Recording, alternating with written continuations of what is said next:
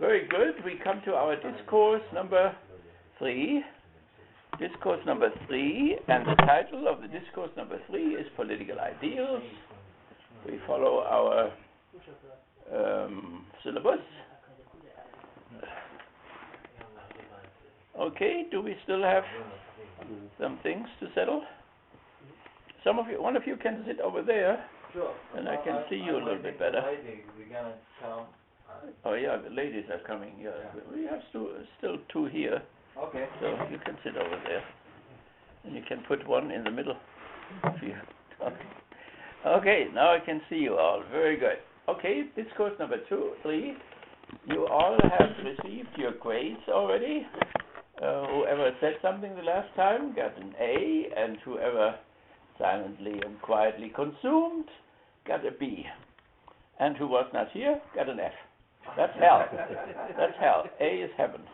Hell. Only the Catholics have a purgatory, therefore there is none. Okay, we want to repeat shortly and see if we can reconstruct and remember what we said the last time in our discourse number 2.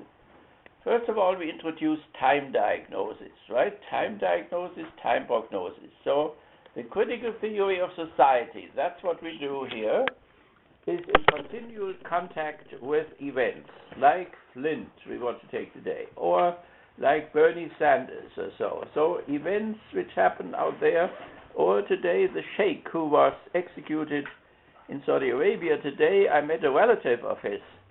He came to the synagogue and he wants to be in my 300 class, but he hasn't registered yet. So he was his uncle or something like that. So he's a family member, and he wants to talk about the sheikh and the 46, 47 others who have been executed in Saudi Arabia. Okay, so that is important. So we will, whenever we meet, we will make a time diagnosis, and each of you can volunteer one. If you find something interesting, forever, Near East, Africa, Asia, and so on, then we can discuss that here. Okay, time diagnosis. Did the last time was Iran, and we applied to Iran already fundamental categories of the critical theory. So the critical theory of society has its own logic, has its own vocabulary, and so we started out to say that somehow we use the antagonism between the religious and the secular, and we said when this antagonism produces in the religious communities splits among the religious people, and it produces splits also between the secular people. So we have that again today in the synagogue, where you have Orthodox rabbis, you have conservative rabbis, and you have Reformed rabbis, and they are in tension with each other. The same thing we also have in Islam. That means there are people, religious people, who emphasize their identity, their tradition, their revelation, their laws, the Sharia law or the book Leviticus or whatever it is. And there are others who are open for modernity, open for the secular world, open for the Western Enlightenment movement. That is important, Enlightenment movements. And they are very different, these Enlightenment movements, from religion. They have no angels, they have no devil, they have no miracles, they are somehow disenchanted or whatever. So there's a tremendous tension between those two. So this antagonism is not our main one here in our course. Our main one is the class antagonism. But nevertheless, for our analysis, we can take whatever antagonism. There are 57 of them. You have it all in the roadmap there. Yeah, you have it open there. So we can take any of them. But we used the first one the last time. So, and we saw that somehow in Iran, where we have the community, the Islamic community split. On one side we have the mullahs, who represent the identity, the law, and so on. And then we have the technocrats, who are quantum physicists, and so on. And so there is a split between those. Obviously, those quantum physicists, they are more open toward the Western type of thinking. They did the negotiations, and so on. But the others may not be satisfied with it. The mullah said already, well, one cannot trust this, and so on, and so on. So there we have the split between the religious and the secular. Then we have the split inside of the different religious communities, and we see that in Iran. So there is further the young people in Iran who also would like to be more open. They don't want to have a politics for the kingdom of God, or for Ali coming, or the Messiah coming, the Jesus Messiah coming, or whatever. They want to have jobs. They want to have music. They want to be happy, and so on. So there is another split between the religious people who think of the kingdom of God coming, and the secular people who want to have happiness on this earth. So the question is then always, can this mitigate it? Can this be reconciled with each other? Can one have both, or must it be exclusive, and so on? But nevertheless, it's enough for the last time when we had this discussion. We talked about Iran, and we talked then also about the 10 sailors, American sailors, who were let free. So somehow the relationship between Iran and the West and modernity and so on is somehow getting better, hopefully. Is that a good place for you? You can also sit over there, over here, wherever you want to sit. Okay. And so that was another sign that this antagonism between Islam on the West and so on is somehow improving a little bit as it looks. We took that as an example. Then we had, we talked about positivism, we talked about the empirical and facts, and you can hear this in, for instance, our Bernie Sanders would say, okay, I don't maybe have enough experience, but there is also judgment experience. In the court you have that too. The judge has right, and then he has the facts and the data. So in the critical theory, we have to get that together too. One are the informations which are streaming in, but then we need the categories, right? On one side, we have our sensitivity, our eyes and ears and so on. On the other side, we have understanding and reason. And these two things come together, have to come together. So we have certain a priori concepts like contradiction, opposition, and so on and so on. And then we have the information, and we connect those two. That is the hard work of thinking. Okay, so we mentioned the word positivism, so that's a good method. Whenever a new word comes up, then what is this really, right? Positivism. So positivism is the disintegration of the bourgeois Enlightenment. So we have, in the 18th century, we have this third estate, the bourgeoisie, develops certain thoughts about state, government, religion, and so on. Then they make the revolution, and their philosophy, their enlightenment breaks through, the genuine enlightenment. But then the bourgeoisie then gets into power. After they are in power, they are not interested in revolution anymore. So now they want to have restoration, they want to have stability, and so on. And in that process, then the Enlightenment turns over into positivism. And everything what you have in our university is positivism. Positivism is the metaphysics of what is the case. So people are only concerned with what is the case. When we had East Germany conquered by West Germany, Western professors went to the East, and the Eastern students said, well, what should be the future? What kind of a good society should we have? And they stop that damn it dreaming, just study what is the case, and then apply statistics to it, and so on, nothing else. The other one is just dreaming and spinning up stuff, and so on. So that means the brain is nailed to what is the case. Positivism is the metaphysics or the philosophy of what is the case. So there is no metaphysics for positivism. Well, it's a little bit ironical because positivists want to get rid of all metaphysics. Yeah. But every new generation of positivists calls the previous one metaphysicians. That means they have not cleared up things enough. So they would call Marx a metaphysician too, and so on. So whoever then brings a priori concepts of any kind, cause and effect or whatever, into the picture is called a metaphysician. So, but they never get rid of it because positivism in a certain sense is itself a metaphysics. It has itself some non-empirical concepts which it applies. For instance, what is the case? That is the orientation. It is as it is, you know. The glass is half full, and so on and so on. So, or that there is no difference between essence and appearance, so that you could measure. You could say, this family, where I go in there, they throw, stuff at each other, they hate each other, and so on, but they are still a family, but they are not a family. So we have this concept, this idea of a family, and then we come into a real empirical family and see that it doesn't measure up. Now the positivist says, what is appearance? That is the essence. There is no other essence by which you can measure what a good state is or what a failed state is, and so on and so on. So nevertheless, we don't have to go deeper into it. By the way, the book on which practically the whole critical theory is based is this Dialectic of Enlightenment. That has been translated and so on. So if you are interested where it all comes from, and it was in the 40s, it was written in the States, in Los Angeles, and was published in Poland over there first, and it is still valid, like a manifesto of Horkheimer and Adorno, the two who really are the ground of all this. So the Dialectic of Enlightenment has all that in it, what I just said. That means that the Enlightenment turns into positivism, and then with positivism comes the regression into mythology, new types of mythologies. That means progress itself becomes a myth, and so on and so on. Okay, so nevertheless, that's what we tried to do the last time. Can I ask something? Yeah.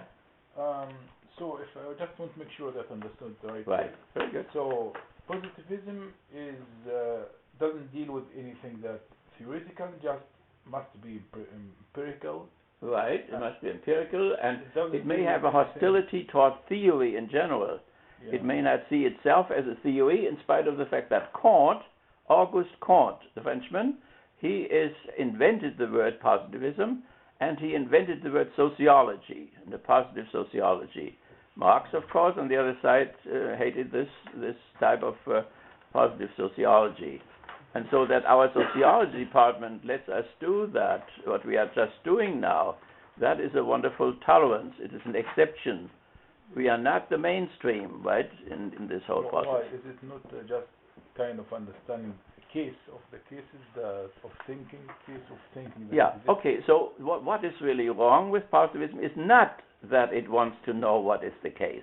Mm-hmm. As a matter of fact, they are very good at determining, is there enough room for you? There's still chairs over here, or we can put a chair over there.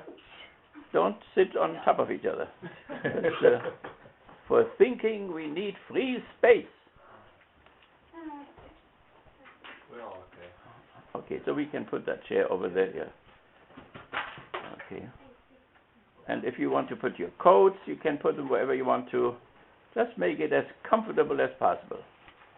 So the question is now, what is wrong with this positivism? There's nothing wrong with looking at what is the case. But after he has studied, let's see, Flint, we want to talk about this today, the city. So he sees all that stuff and so on. But then he may not go further for this. He may maybe say, we have to take the lead out of the water and so on. So immediate changes are possible. But he may not think that this has something to do with the whole system in which that horrible thing happened. What it has to do with the bankruptcy of Detroit, for instance, that water, that hangs together and so on. And this bankruptcy has something to do with the metropolis, with the big cities in bourgeois society, with the slums, with the division of classes, with the inequality everywhere, because they didn't care much about Flint because it is a working class type of a thing. And so they wanted to save money there. That was behind all this and so on. So the positivist does not go further than the determination of what is the case. And even if what is the case is horrible, he may still just study the horrible stuff and not go further. That is what the critical theory criticizes in positivism. Why then studying the Frankfurt School should be an exception in department like sociology? Well, because it is a bourgeois society, and the university is part of that bourgeois society, and what people study in that university, that has something to do with the whole society. So they want more and more to be the university, to be a trade school. That means the university does not produce people for the jobs which are open and so on. So the university is not isolated, or religion is not isolated, It is part of that totality, and this totality determines each of its parts. So what the teacher says, another thing which you came up with, bourgeois teachers. I said you had bourgeois teachers or whatever. So that means the whole society, more and more, in terms of a process of totalization and conformity, everybody has to be politically correct. That's another word there. If you are not politically correct, then no, it's bad. And the fellow there, the Trump there, who breaks these taboos, of course, has a lot of people who like that, because people feel that pressure of being politically correct.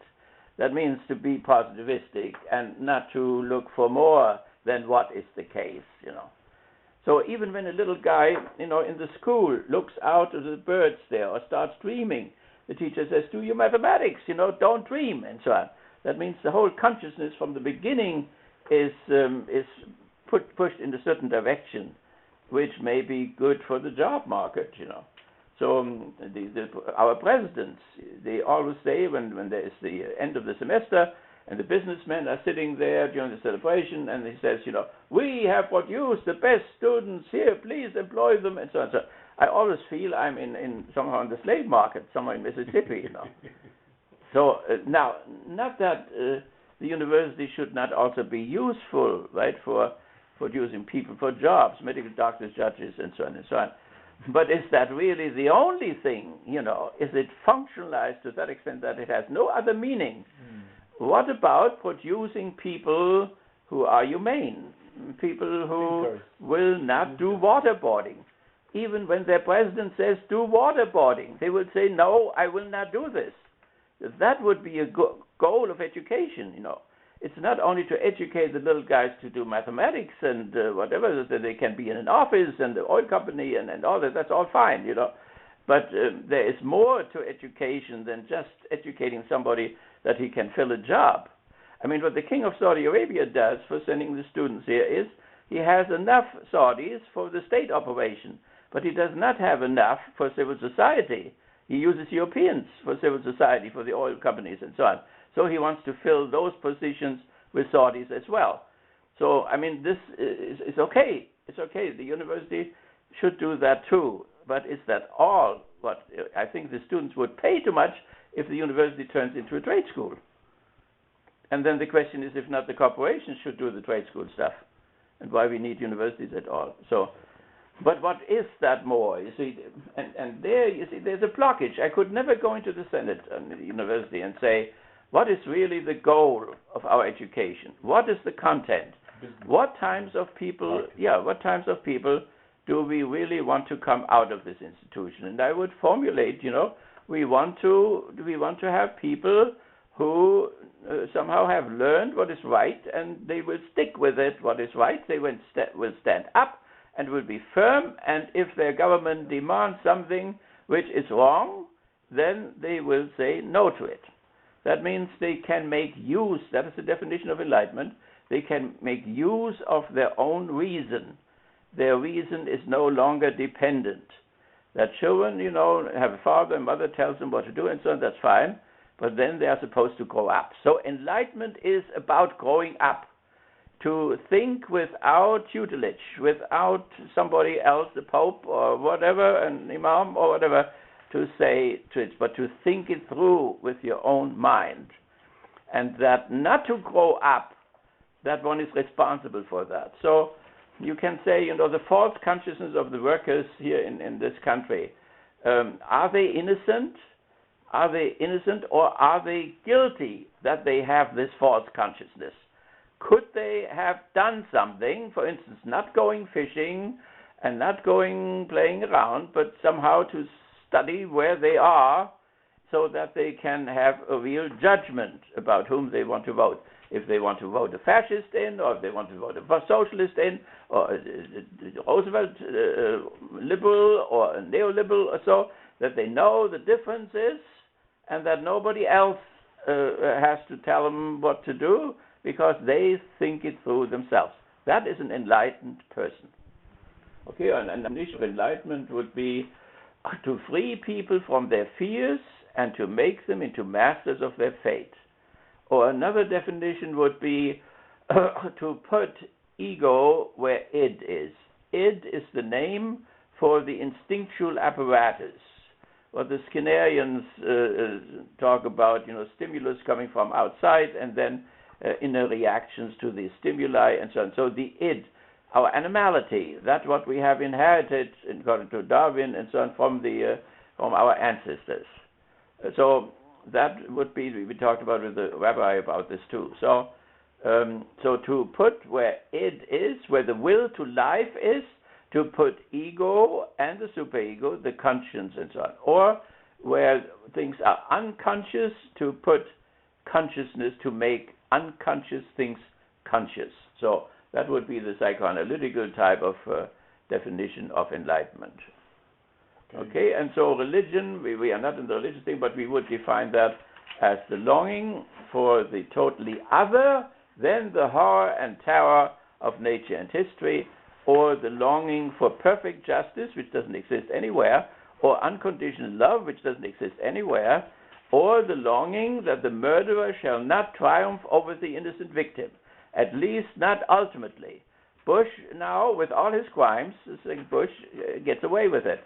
Nobody sends him to Den Haag and so on. He has 1 million people on his conscience, and nobody will put him on a trial or whatever. They take revenge with his brother. They punish his brother there by not voting for him, instead of putting the brother, who was really guilty, to put him on trial. He gets away now. So the longing that the murderer shall not triumph over the innocent victims who are all laying in the sand now in Iraq, and so that, and if not here by any court, then at least ultimately. And Islam has this belief too, in its own way. So if somebody will not be judged here, Allah will judge him on Judgment Day and so on. So that would be our definition of religion and our definition of enlightenment. Can you again Yes. Can you again the meaning of both of them? yes. Okay. So the first one would be religion is the longing for the totally or the utterly other. Then what is the case? Then what is the case? That's the difference to positivism, right? It's the longing for the totally other than what is the case in nature and history, or the horror and terror in nature and history, which you can see every day there on television. Cutting heads off, whatever, bombing people to pieces, and so on. So, or religion is the longing for perfect justice or for unconditional love, which one cannot find in any courtroom here and so on. All the judgment, how many times are people executed who are not innocent? People have been 20 years in prison and suddenly they let them go, and so on and so on. So it is the longing for perfect justice and for unconditional love.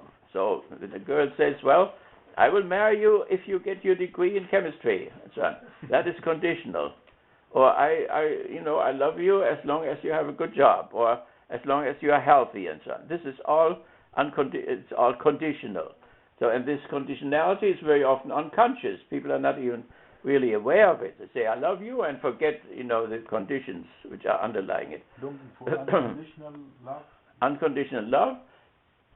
And then the longing that the murderer shall not triumph over the innocent victim, at least not ultimately. So that would be a definition of religion. On the other hand, we have a definition of enlightenment, which is more important for us here. And that means enlightenment means to make use of one's understanding and of one's reason without external guidance, and to free oneself from one's what is it in English for one's not having grown up yet, being immature and so on. So the enlightenment means grow up, people. So you have to have this idea of providence in religion. There is no providence. You have to live without it. You don't need any heavenly father or earthly father and so on. You have to think on your own. So that is enlightenment. Or enlightenment means to free people from their fears, and to make them into masters of their fate. And then enlightenment means also to put ego where it is, and to make conscious what is unconscious. So all the rationalizations, all the ideology, and so on. Now, the dialectic of enlightenment and moving over into positivism means that the fears have increased. Fears of the bombs, fear of totalitarianism, fears of nationalism coming up here, which we have with Trump and so on. Fear of racism coming up again. So all these fears, enlightenment wants to free people from their fears and to make them into masters of their fate, and people have not become more masters of their fate. That would be that the Enlightenment has not worked, or the Enlightenment has turned against itself. So the Enlightenment maybe wants to integrate people into always better union and so on, but the more they try to do that, the more disintegration came about. Or they want to make society rational or a corporation, but the more they do that, the more irrational it becomes. So the corporations have to employ people like my daughter, for instance, who then deal with all these irrational things, namely what happens when somebody will be fired, they all become hysterical, or that there are class differences, or there are gender differences, or there are race differences. So all that irrational stuff comes up. So that is on one side the Enlightenment, as the bourgeoisie, Rousseau, Voltaire, Kant, and so on. All these people initiated this Enlightenment. They made the revolution. They took the irrational people, the clergy and the kings out, and then promised now a rational religion of reason, they promised, and a rational society, free society, and so on. Equality and brotherhood and freedom and so on. That was the theory, but the theory has not been fulfilled. And we said already the last time that the bourgeoisie promised that this would be universal, and then people found out that it was particular, that it was freedom and so on for the bourgeoisie, but not for the following class, namely the fourth estate, namely the working class and so on. And that we can take the same thing then to analyze what is going on right now here, because it's fundamentally a class situation. So a positivist can't be philosopher, or somebody is asked the whole question. Well, I mean, they were philosophers in a certain sense. They call themselves, for instance, scientific philosophy, the Vienna School, scientific philosophy. The pure philosopher. Those who deal with the pure philosophy. They could be. Well, I mean, how pure that is. Pure philosophy means a philosophy which does not deal with empirical stuff. With morals and deal with well, I mean, the inventor of positivism, Kant. Beauty and such of questions philosophy. I mean, Kant was a philosopher still, right? Who invented that word positivism and so on. And then later on, they want to become more scientific. So the natural sciences become the basis of philosophy and so on. But the other things, truth and unity of things, the transcendentals, everything which exists is also one, and it is true, and it is good, and it's beautiful, and so on. Those things, they have fallen by the wayside. So positivism has, in its process, destroyed philosophy, in a certain sense, right? No ultimate questions. No ultimate questions, no.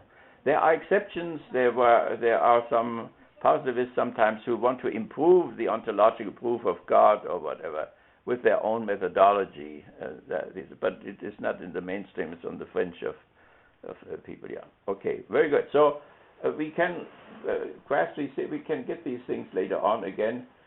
But important is, that we get the dialectical structure. So we talked about this antagonism between the religious and the secular. This antagonism is, of course, only part of the whole picture. The antagonism comes from an original union. So originally, religion and the secular were one, or a differentiated oneness. So if you think of the Toprian Islanders, some tribes and so on, they go fishing in the lagune and they are pure technologists. But then they go out in the ocean and then they suddenly start to pray to ballooners, to spirits who have to help them and so on. But there is no hostility between that secular technology and that religion. So that is important now. There was no original traditional union between the two, religion, secular. Then comes the modern antagonism, Galileo and so on, Copernicus, and this gets deeper and deeper, and it still continues now, and that is what ISIS is all about. It's not just crazy or whatever. There are people, fundamentalists in all these religions who want to defend these religions against this split. The rabbi this morning again, and so the Christians the same way, the imams as well. So that antagonism, and then out of this comes, and there the critical theorist goes beyond the positivist, can there be a future reconciliation again? Can they come together again? So when His Eminence was here, the Ayatollah, he talked, we are rational. Reason is the presupposition of Islam. Reason is the consequence of Islam. But that is a reason which was not hostile to religion. That's what Aristotle had. That's what Thomas Aquinas had, what the Christian had. That is Middle Ages. Modernity means that reason has come into opposition to faith and became critical of faith, and threw the angels out and threw the miracles out, and so on and so on. So it is a very different type of it is a finite type of a reason, but was tremendously successful in the natural sciences, in technology, the airplanes, the electric light, the steel structures, and so on. So that's what we have to grasp here. So there is the dialectical process is original union between the religion and the secular, then modern, and only in the West that happened, and spread from here everywhere else now in the meantime. And that produces things in Libya. We want to send troops now to Libya and so on, and all over Africa and so on, all around the globe. It has become globalized. And now the question is, can there be a beyond this antagonism in terms of a future reunion of the religion and the secular? And what will religion look like in this new synthesis, or what will the Enlightenment look like in this new synthesis? Both have to be rescued. Both religion and Enlightenment are in danger, and barbarism could very well break out. That means regression back into earlier stages of humanity. And fascism was already this outbreak of barbarism, what people did to each other. So, okay, so the same thing now, the more important antagonism for us is that between the classes. And we got to this already. We talked about the one class, the bourgeoisie. So here we also have, there was an original classless situation. So an original communism of hunters and fishermen and so on. That was up to 10,000 years ago. 10,000 years ago, then agriculture came in the Euphrates and Tigris Valley, in the Egyptian civilization, a little bit later in India, a little bit later in China. So with the agriculture comes private property. With private property comes the division of the classes slowly, and it goes further in the city-states, where you have in Sodom and Gomorrah or whatever, you have a king, you have nobility, you have already a middle class there, you have salesmen and so on, and you have the family. So in the civil society, between the family and the state, there you have this class antagonism growing and growing, and then the state goes into other states because they need slaves from over there, they need their resources, like we want to steal rubber in Vietnam, steal coffee in El Salvador, steal oil in Iraq, and so on. So then we have these nation states fighting each other and produce a historical process which is a slaughter bench, which is a Golgotha all over it. And continues today, and just the next step is now Americans suddenly appear in Libya and send troops over to Libya. It's the next theater, and the next one, and the next one. And there's no end to this. So nevertheless, so we have this, we have then, with private property and so on, we have a differentiation of the classes, and one class begins to dominate the other. So we have the slaveholder class and the slaves, we have the feudal class and the serfs, and we have the capitalistic class and the workers. So that is our thing. And then is the question now, should we just stay with what is the case, or should we think if this class antagonism can be overcome into the future? That is the issue. That is also Marx and the socialists and the social democrats and so on and so on. The social democrats and Bernie do not really want to overcome the class system. He does not want to kill the billionaires. He does not even want to sentence them to work like they did in China. The most horrible thing what a capitalist is afraid of, that he has to work. And in China, as soon as they sentenced them to work in their own factories, they committed suicide. They did away with themselves. So, but the social democrats in Denmark and Bernie and so on, they don't want to decapitate them.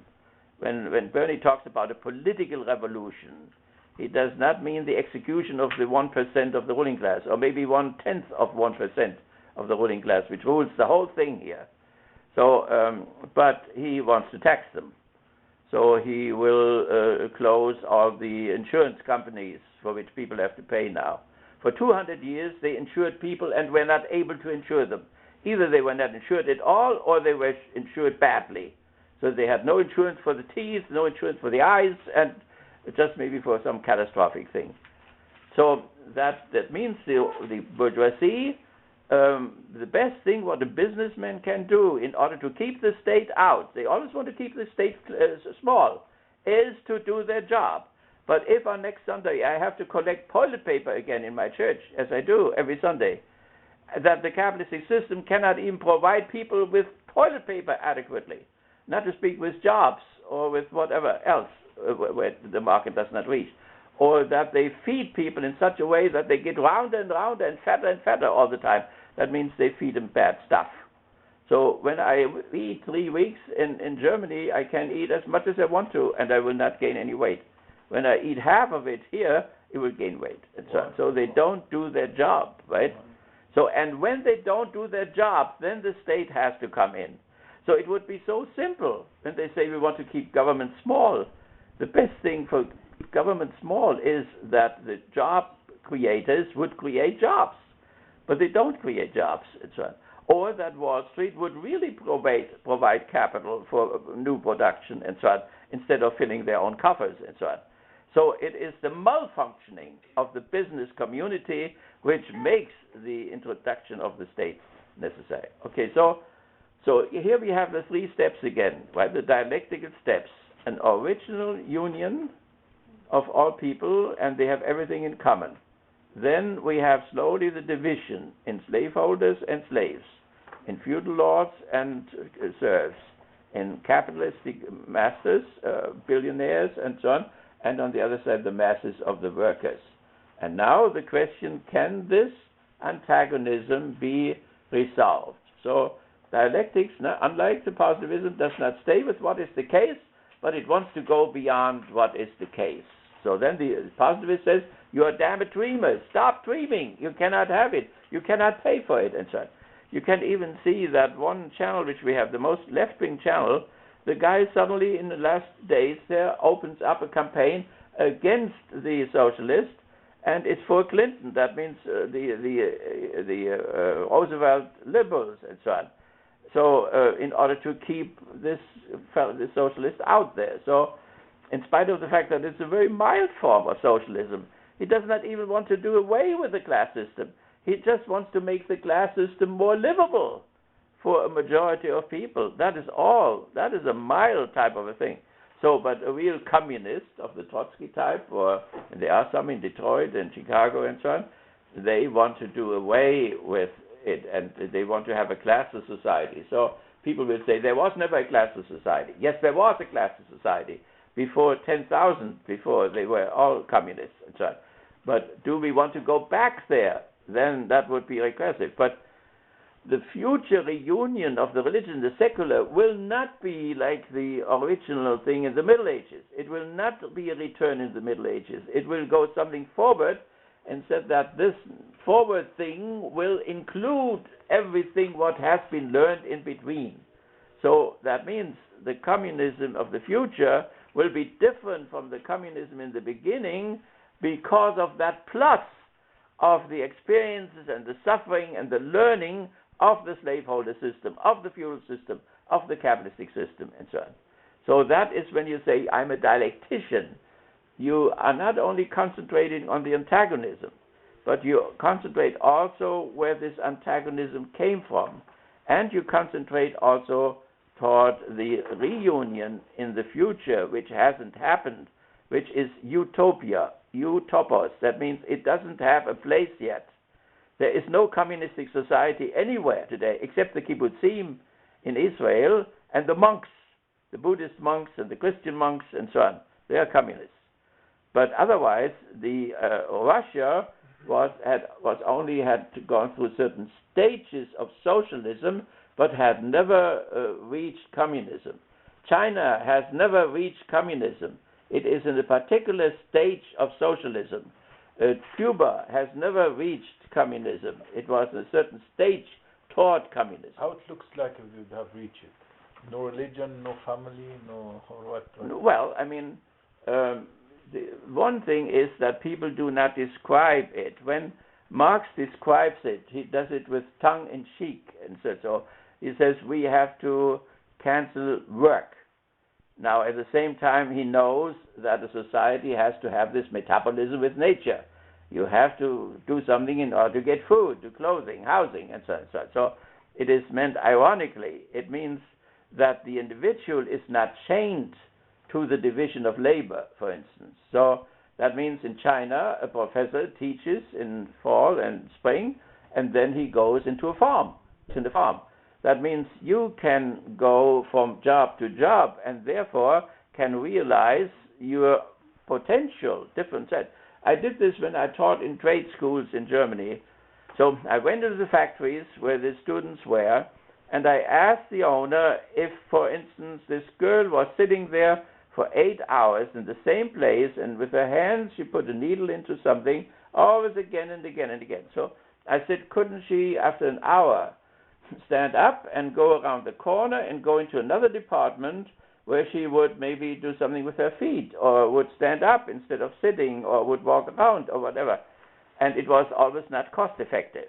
So that is, but what Marx meant was that we are not nailed to one function where we use our hand or we use our eye, but all the other things in us, our understanding, our feeling, and so on, are just killed off in the process. And so when you work at the assembly line, we will see a movie there on it, and so on. So, okay, so but for us, there is this a priori structure of thought, right? There is thought or judgment, and then there is experience. So we get all the information which we can get, but we bring to this information certain thoughts. That means we start thinking. And the thoughts are that there is an original union of the sacred and the profane.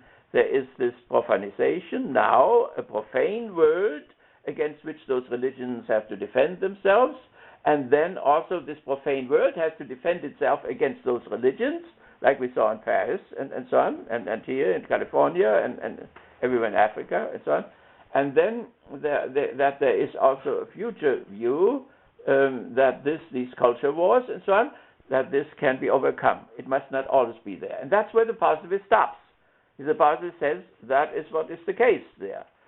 He may ignore the antagonism completely, or he may, like Thatcher, for instance, in England, he may say these antagonisms are good. It's good that we have the class divisions. It's good that we have that religious and secular thing and so on. But then they don't take into consideration the tremendous suffering which is involved in these antagonisms and why it is desirable that these antagonisms are overcome.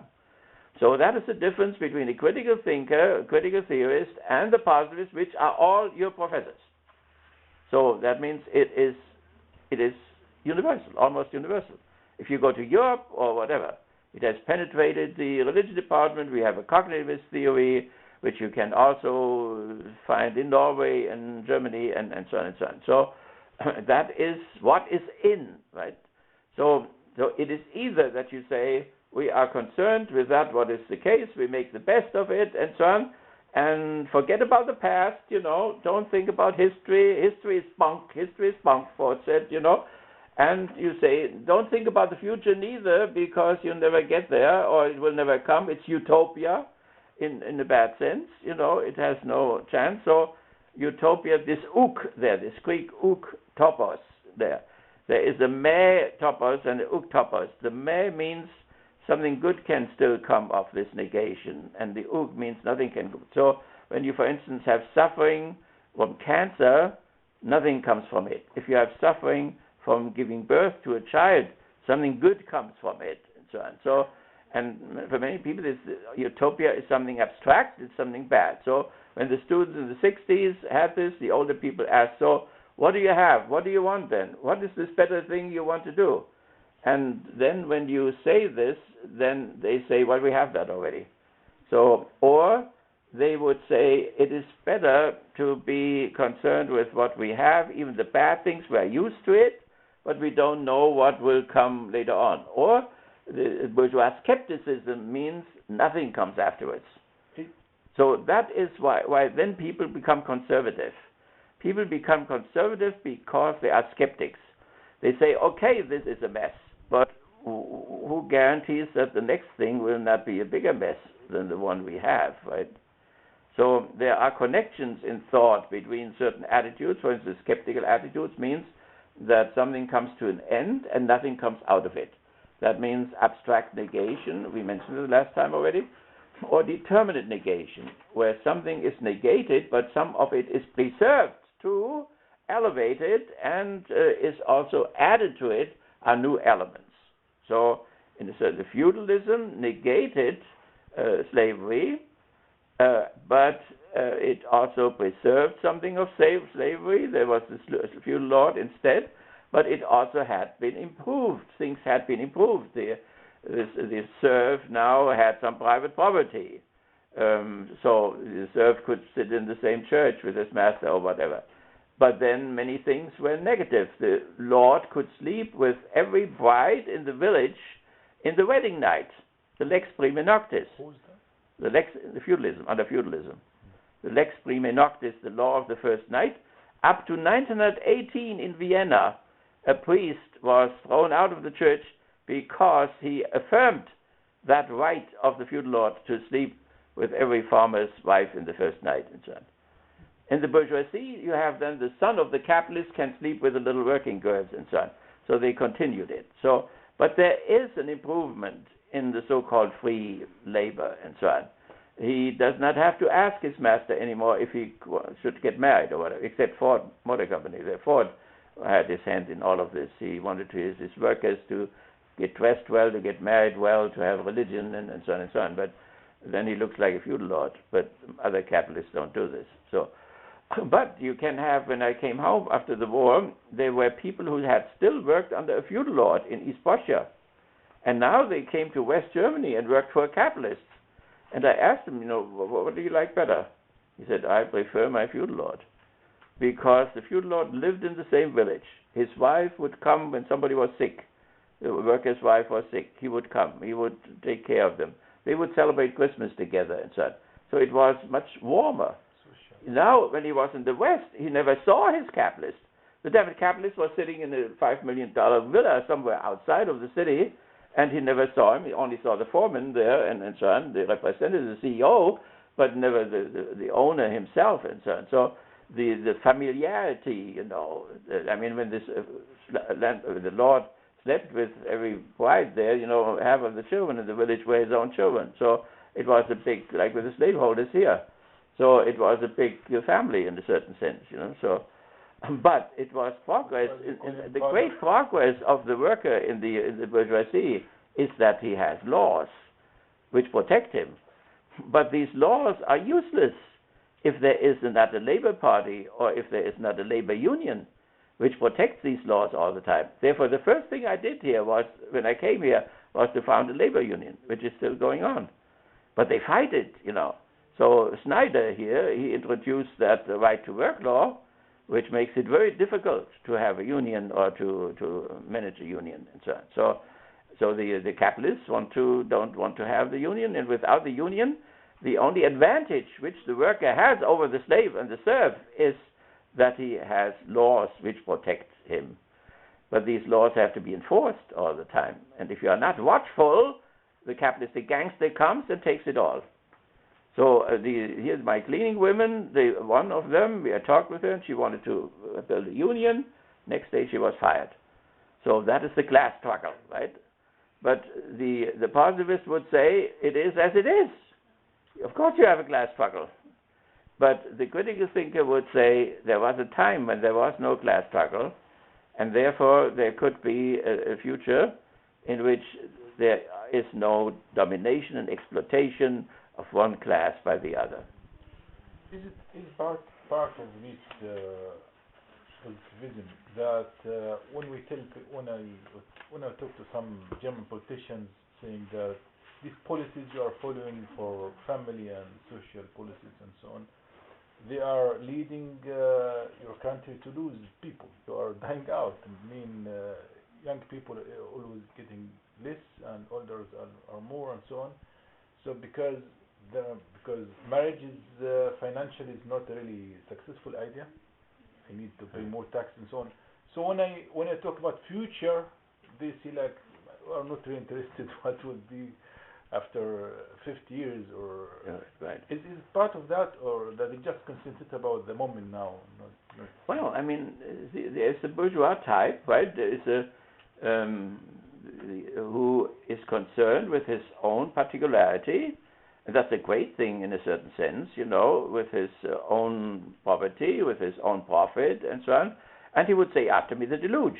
The capitalists rule this country, they know that they are finished. They sit in the country clubs and they talk about their end, But they say, after me the deluge. Enjoy it as long as you have it, And that's what the feudal lords did in the end. And that's what the slaveholders did in the end. Before they were all annihilated down in the south, they celebrated a lot and enjoyed it, right? So, and of course, now the ideology, that means the workers take the ideology from their master. They pump it in advertisement and propaganda. They pay millions daily in order to produce what is called ideology, right? And ideology is necessary appearance. That means an appearance which is necessary to keep the damn thing going. Nobody in his sound mind could let that go, possibly, The same way, like in all troops, they give alcohol to the soldiers before they do the killing. They would never, in their sound mind, shoot other people to pieces whom they don't even know, if they would not be drunk.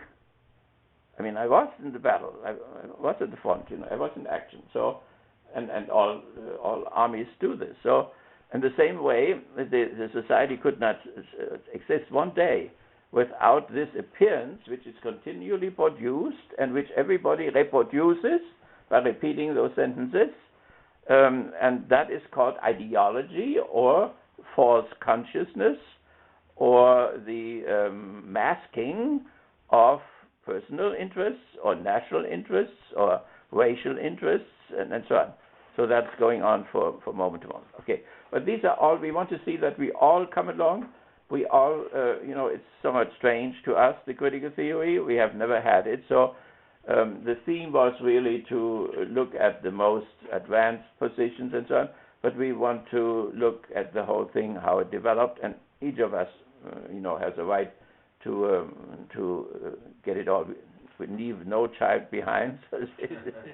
So therefore, it's important that everybody can say, I don't get this. This word is strange because it's a new vocabulary. So when you talk in your classes about ideology, it is a combination of values and ideas. So, for instance, study chemistry and you will get a good job. That is the ideology which the professor produces. Now, that is the American way to talk about ideology. That's the uncritical way to talk about ideology. But the critical way of ideology is that it is false consciousness, that it is the masking of fundamental interests, and that is fundamentally the untruth. So from there we can say maybe we don't know what the truth is, but we know that this Trump or whatever that he says is the untruth. Why? I mean, his opponents pointed out sometimes. For instance, he says he wants to deport 11 million people. He never says how he wants to deport 11 million people. Hitler transported 6 million people. and it was a catastrophe. How do you transport? I mean, how many buses do you need? How many millions do you need? How will you feed them? How will they feed them on the other side? Then the good ones are supposed to come back, and the bad ones are supposed to stay here. It's absolute insanity. But he produces it, and it's bought by millions and millions of people. He may be the guy whom they will elect, And he has his handle on the whole thing. For instance, he will not go to that meeting tomorrow night because he doesn't like one of the journalists. So just imagine now that candidates for an office can pick the journalists which they want to. It would ruin the whole thing, the whole American idea, of having some kind of objective information, and so on. Because if you have the guy who belongs to your party, of course he asks you the right questions. And so there was this, she's a Germanic tribal woman there in the thing, And when you see, for instance, Fox, they work with the biological underground. All these women have beautiful legs who are sitting there. So that in itself works wonders, in the whole thing. Then their faces are made up on top of it, but that's the minor part of the whole thing. So the whole thing is arranged, fantastically and so. And but Trump, is better than they are.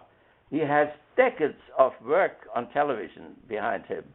So he knows that he is the most attractive thing. So tomorrow night he doesn't go there. That means nobody will look neither at the legs nor at the journalists nor at the two candidates who will be there. All attraction is taken out of it. So that means their consumers will go down.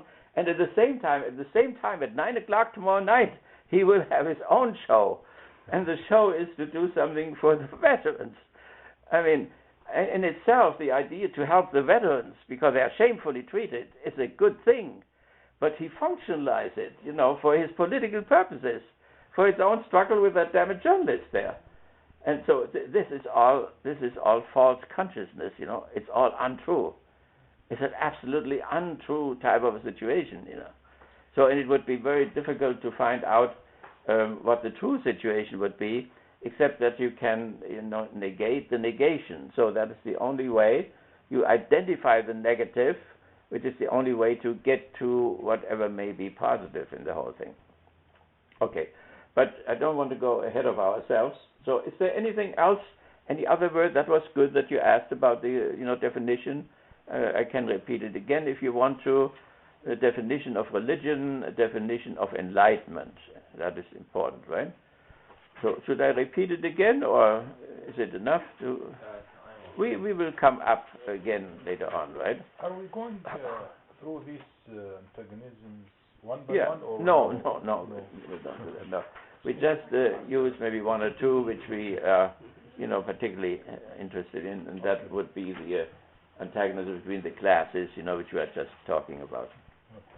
Okay, is there anything else? Any words, which is difficult? See, what is difficult with us is that you have already concepts about all this, and now these concepts are deconstructed. So that means something is going on in your mind then, and if you feel a certain cognitive dissonance or emotional dissonance and so on, then you can just express this, That is part of the whole process. Okay? Anything else? Do you have something to sit or to be comfortable? Yes. You do? Yeah, I have enough cushions. You can sit where... Yeah, that is good. Yeah, we can all sit on the floor if you want to. That's okay. As long as you can breathe there. Okay. Is there anything else? We are still, just looking at something which we did the last time.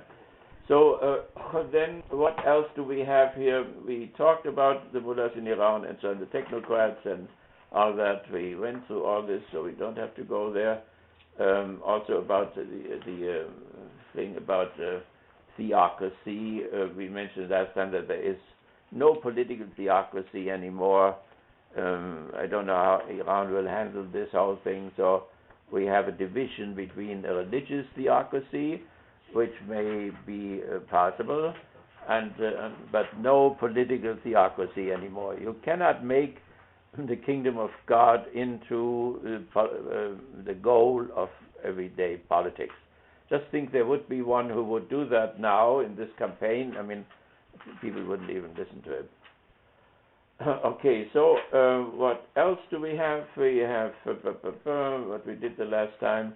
You said something. Yeah, we had the movie, right? We had the first movie, which was the conversation about the critical theory. We had a few minutes there, and we saw that Marx plays a role in it, Freud plays a role in it, and we could go on. Of course, Immanuel Kant plays a role, and Hegel, and Schopenhauer, and we would have to explain all these, where they are not really presupposed, and when you want to, I'm glad to explain each of them individually, but it's not necessary.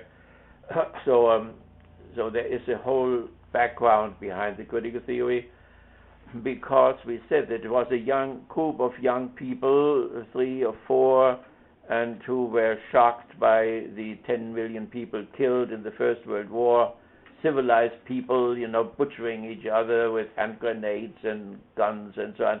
And how does that happen? And where does that come from? And how can that be overcome? So there's this triplicity. Where does it come from? What is the case now? And how can this, what is the case now, how can that be overcome in the future? So the positivist has only the middle part, that what is the case now, while we go there where it comes from, and we go there where it may not be anymore, that it can be overcome.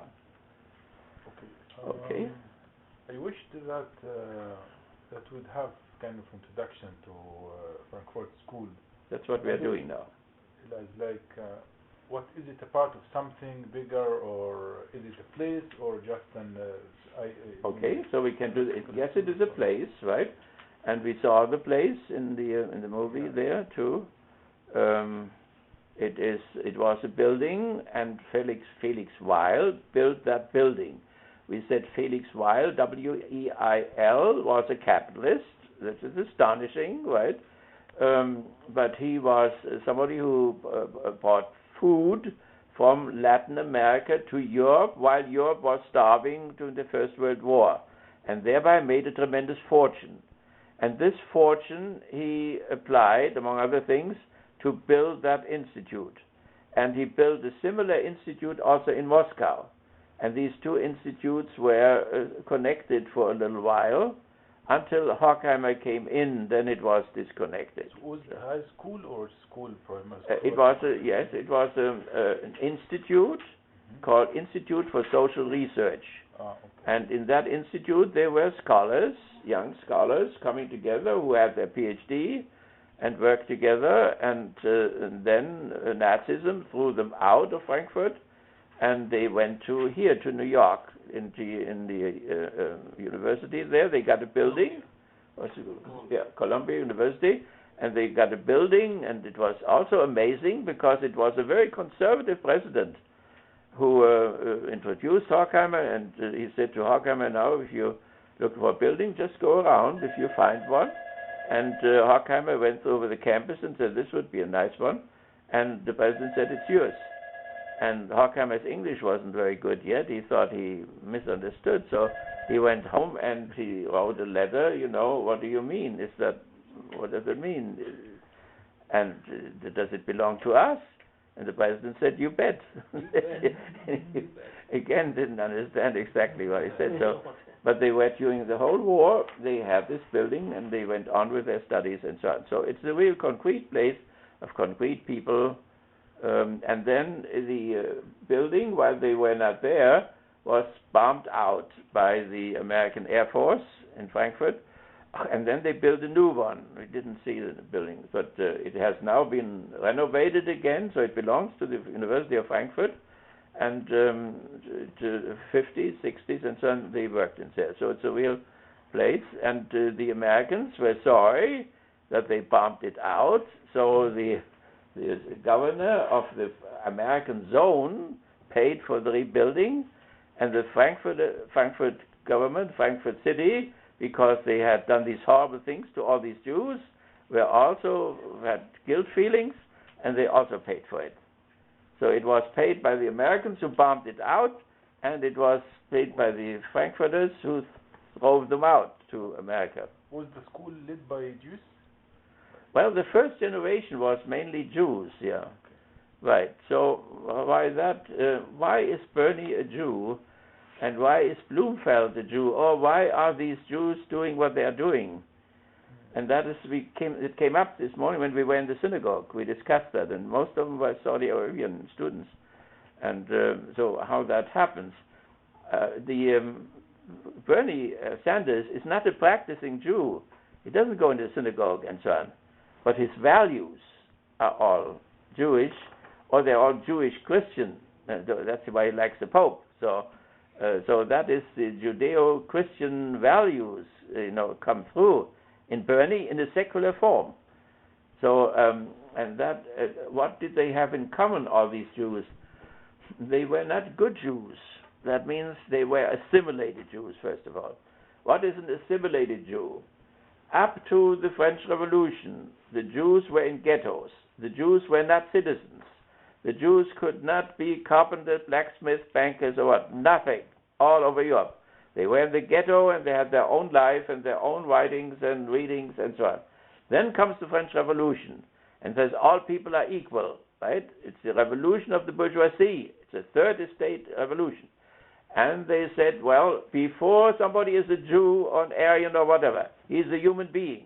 And as a human being, he has human rights. These are the human rights declarations, right? And so the Jews now were allowed to get out of the ghetto.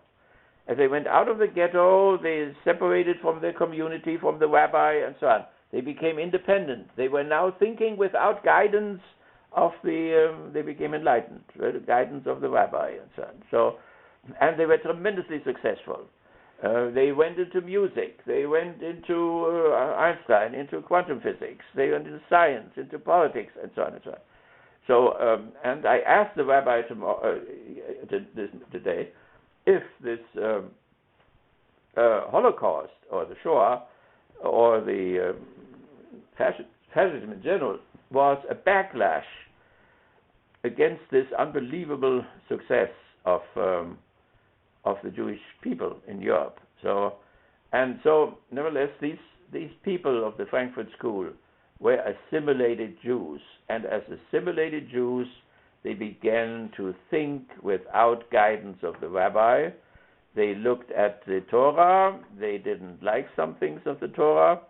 They didn't like the cruelties, for instance, in Deuteronomy or in any other books, and so on. So they selected certain things which they found acceptable. That means as enlightened people, they could still accept some things.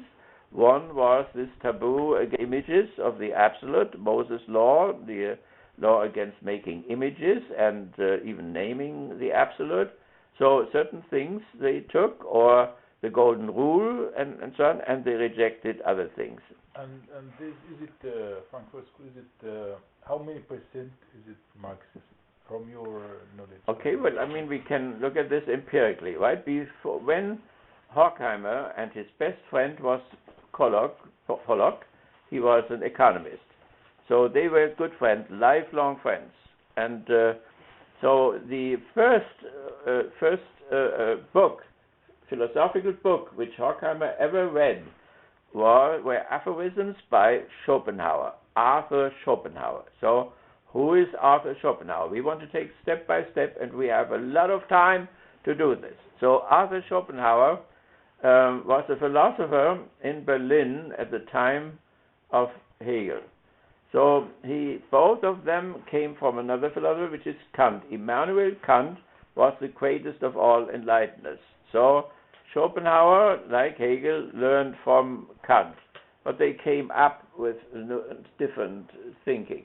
So Schopenhauer wrote one book, a big book, one big book, and this book was called The World as Will and Representation. That means he took something from Buddhism, and now we have to say something about Buddhism. Do we all know about Buddhism? Buddhism is the religion of inwardness. The Gautama was a Hindu, but the Gautama was not satisfied with the theodicy of Hinduism. Theodicy means the justification of God in the face of the injustices in his world. So the Hindu theodicy, that we are slowly become purified from one incarnation to the other in order finally to go back to Brahma, that was not sufficient. So one night the Gautama left his wife and went downtown, and there he saw something from which they all protected him and which we are all protected from. And that is, he saw an old man, he saw a sick man, he saw a dead man, he saw people weeping about the dead man, and so on. That means he faced the theodicy problem. And he, genius who he was, he discovered a new theodicy. He discovered the roots of suffering. All life is suffering. And not only that, he also found a therapy for the root of suffering, how to get rid of it.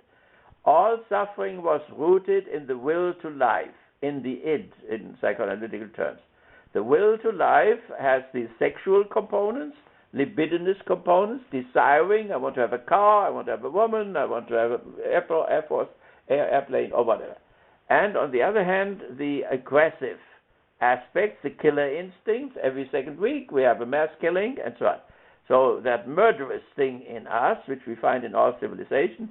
So these are the two aspects of the will to life. And particularly the tendency to make other people into servants of our own will to life, which Schopenhauer called the original sin.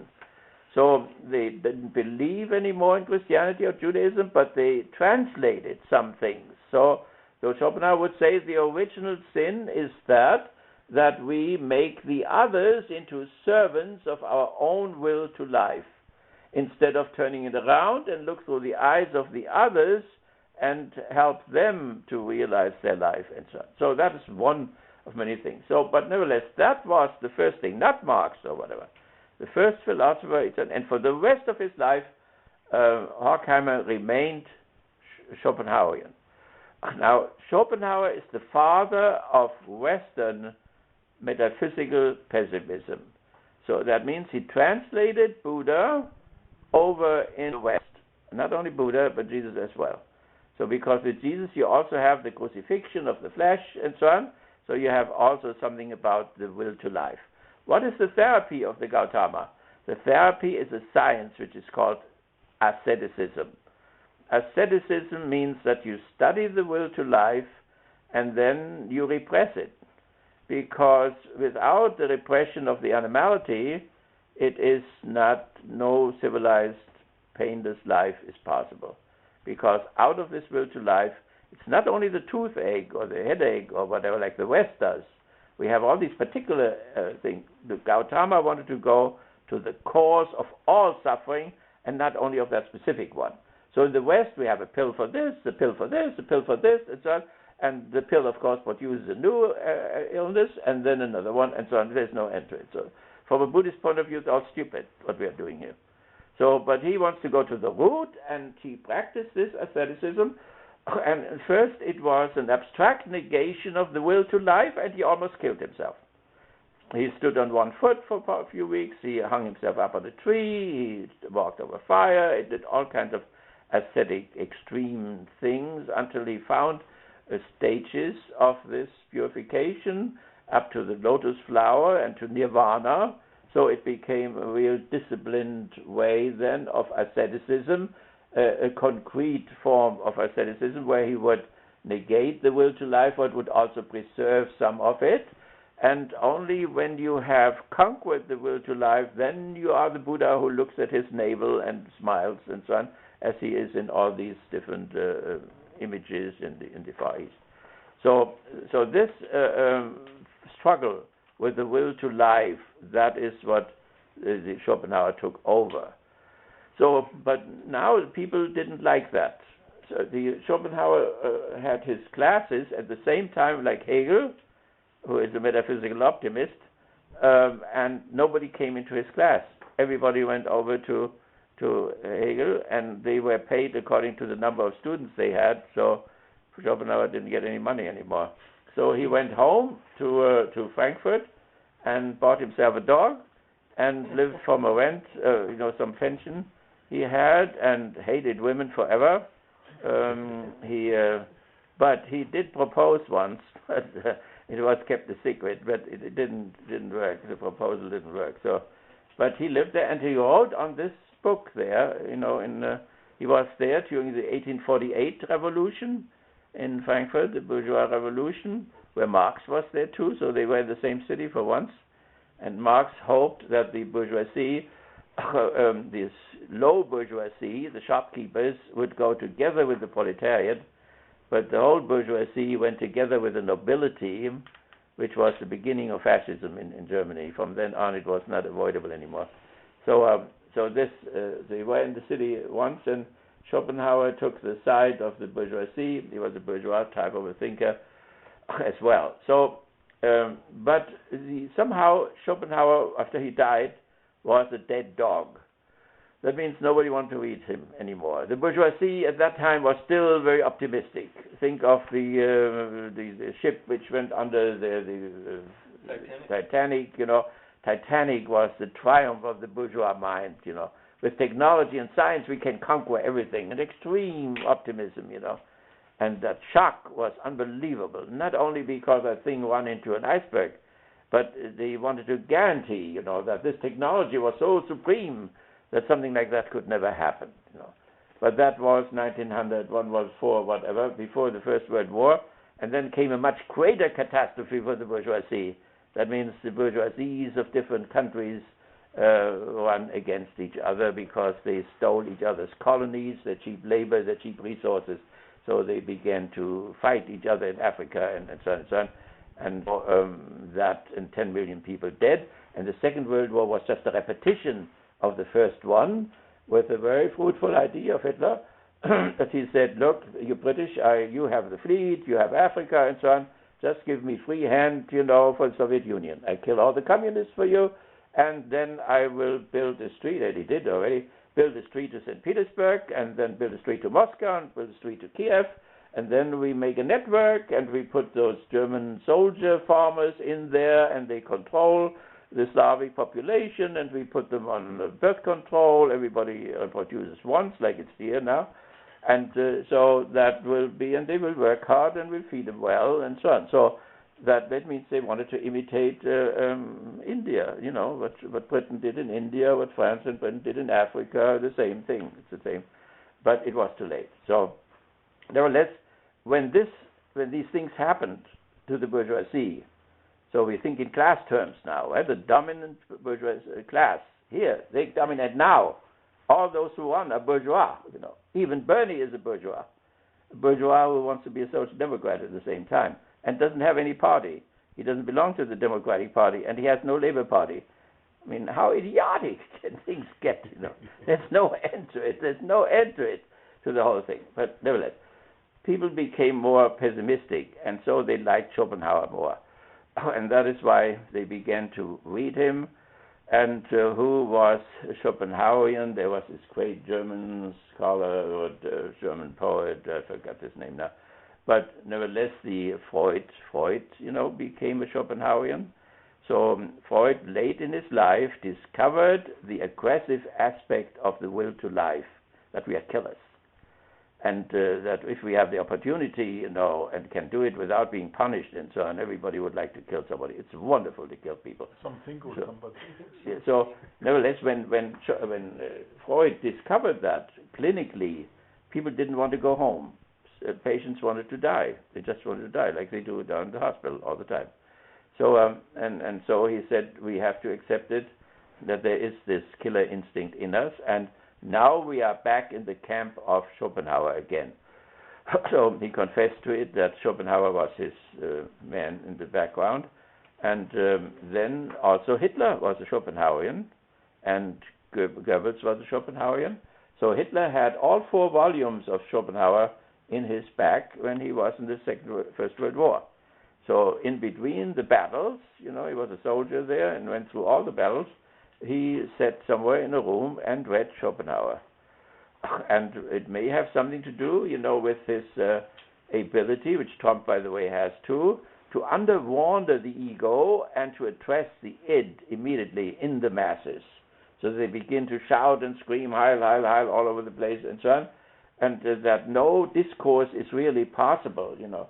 That is why you have this woman there with Fox News and so on, and but with the fascist you cannot really discuss, because he underwanders the ego instance and the superego, and therefore has something liberating, because civilization enforces certain limitations on the id. So when you have sex, that is a release of X and makes you happy. When you have to repress sex, that makes you unhappy. The same thing is when you can kill somebody, it releases it, and that makes killing such a beautiful thing. But if you repress it, then you feel miserable inside and so on. So when for the masses you say, you know, no Muslims in the country, you know, and I will bomb to pieces ISIS, that is such a pleasurable type of a thing, you know, for the mass of people. They will all shout. They cannot help themselves. They jump around and say, Heil, Heil, Heil, and so on.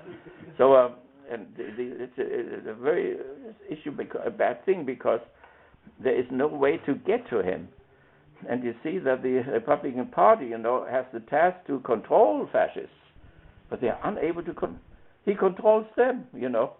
He dictates the only right-wing thing there, station we have there is this Fox thing, and he just plays around with them like with a football. And so that Hitler had that too, and the question is, did he follow, you know, all the time? And what was it? There are 3 volumes of Schopenhauer where he studies the will to life. That you can do that, for instance, you sit on television, and suddenly little sausage is shown there. Somebody shows, you know, new types of sausages, and automatically you go to the refrigerator and take a sausage and eat it, and so on. You're not even aware of it. Okay. What else do you eat? Cheese. See, yeah, that's a special case here. Right. So, but anything else? What the image? See, the book is called The Will and Representation. So the representations come through the television all the time. Representations of power, of sex, of hunger, etc., etc. And it underwanders, so that people automatically go and do something without even being conscious of it. So for instance, the monks then, right? So when you think of the Orthodox monks on the Mount Athos, who were paid by Russia for centuries, they were on the mountain, and they had an elevator, and nothing female was allowed to come up. No eggs, no milk, no women, no goats, no cows, nothing. So that means you remove the images, and thereby you starve to death the will to life and the impulses which you feel from the will to life. And thereby you become quiet and you become happy and so. But when you look at these, the porno and all the other things, propaganda and advertising, that feeds the will to life all the time, and it becomes stronger and stronger all the time. So asceticism wants to solve the theodicy problem, or the problem of human suffering, by overcoming the will to life, and it happens in many, many different forms. So Hitler had that, and according to Schopenhauer, you were not allowed to commit suicide, because the will to life, when you die, moves from one body to the other. So therefore, it doesn't help to commit suicide. If you say, you know, this is miserable, you only help the will to life to incarnate itself, Buddhism or Hinduism, in a new form which will have the same suffering. But there was one exception. You could commit suicide in the case of Romeo and Juliet. That means when you were in love and your love was somewhat hopeless, then you were not allowed to live that miserable life. You could commit suicide or double suicide. And that is what Hitler did. He committed a double suicide. But the question is, if his love for Eva Braun was so overwhelming that this was the reason, or if it was not, a political reason why he did this, to avoid. The day before, right? They were together. He married the day before, yeah. Right, so. It's 8 o'clock. Did you want to take a break? Yeah, let's take a break, okay? So I think we went through this, what we did the last time, and maybe a little bit more. Very good. Please, cookies, water, You can hop around, jump around from back there to up to the other side. You can do gymnastics, whatever you want to do.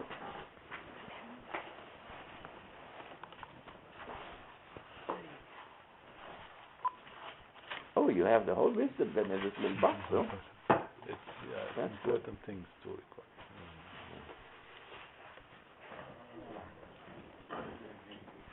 So the next time you will have a fireplace again. There is a toilet upstairs. Dustin, can you show it there up there? Or? Toilet upstairs, and there is a toilet over there. That's fast, Essen? No? No. Not me. No. I went to the torture chamber today. I had waterboarding. The dentist's office. They didn't drill baby drill, did they? Yeah. Okay, you can go to this bathroom or upstairs. Okay, you can just climb up. Is the light on? The light is on upstairs. Okay, it's on the right side. There should be.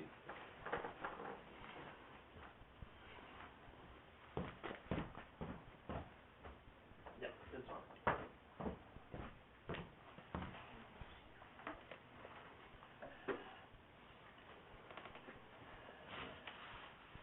Okay, we can put this one movie in there. You got a new picture, huh? No. We can take. Let's take this one. Yeah, a few pictures of this one before we. And then put it back again later on, right? You got a new rat. New what? New rat. A new mouse, yeah. New mouse. A red one. Mm-hmm. They know my taste. Yeah, Rudy the Red. Yeah.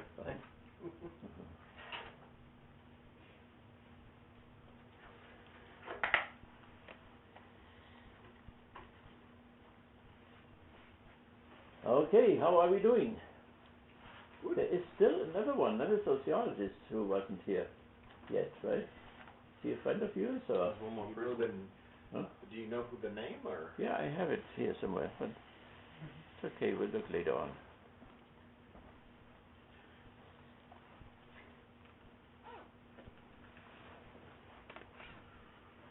Yeah, the dentists, they're awful. They are. Although I have a really good one. Really? But I have to drive all the way to Allegan to see him. Oh. But he's Irish. And he holds your hand or what? No, he gives you really good drugs. He said, you won't feel a thing. Why not? Because. Really? My God. But he's very, very Really? loud and boisterous Irishman who just kind of walks in and starts talking to you halfway through a sentence. You have no idea what he's talking about, and he's already talking.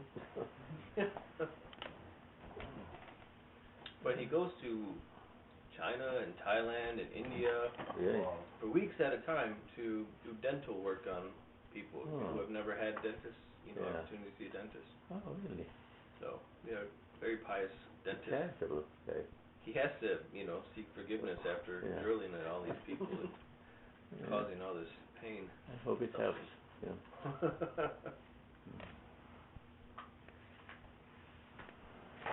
So how are the cookies? Don't leave them there. Free me from the cookies. Is it like a sin? The sin? No It's temptation of the flesh. Yeah. That's it. Asceticism. You have to look at them and remove the representation. Otherwise, the will to life becomes overwhelming. Yeah. You should see it when we get to Germany with the Wiener Schnitzels. Oh, really right.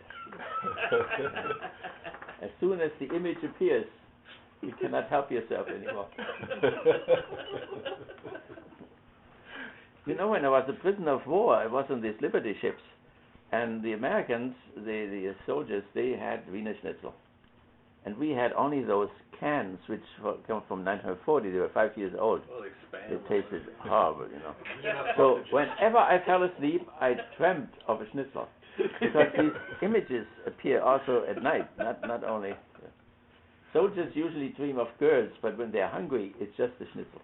This is a kind of torture. It is. It practice. was torture. Poor It prisoner. lasted for 3 weeks. I was on the boat for 3 weeks. There was a thing in the Geneva Convention. I thought there should be something added. Yeah. Schnitzels must be delivered.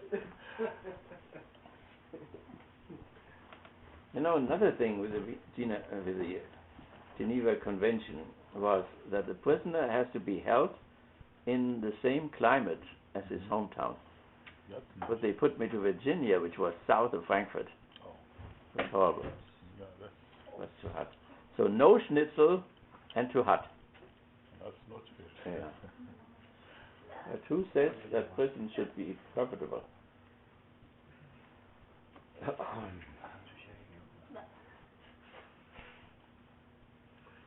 Do you think Trump is going to win the election? Could be. I don't see who can stop him, you know, because of all the tricks he knows.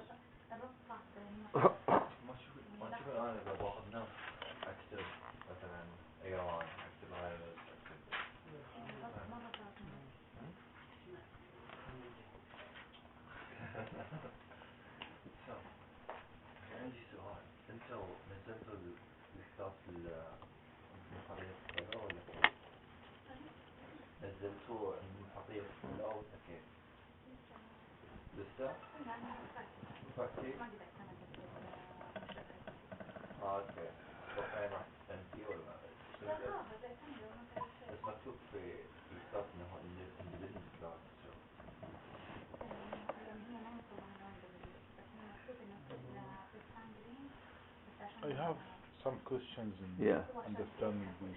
Okay. Well, Activities. these are Maybe another- 57 of them, right? Not many. But each of them deserves a whole book. Oh, but just as words, maybe. Yeah. Maybe I'll take some. Yeah, we can. Well, any time, yeah, we can. Sometime. But it would. We cannot easily go through it, so. Yeah, I read all of them, but only few that I don't understand really. So. Yeah.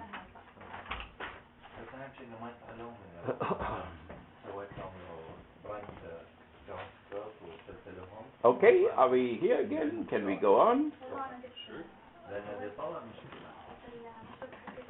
Okay, do we have any question about any word? We went through what we did the last time.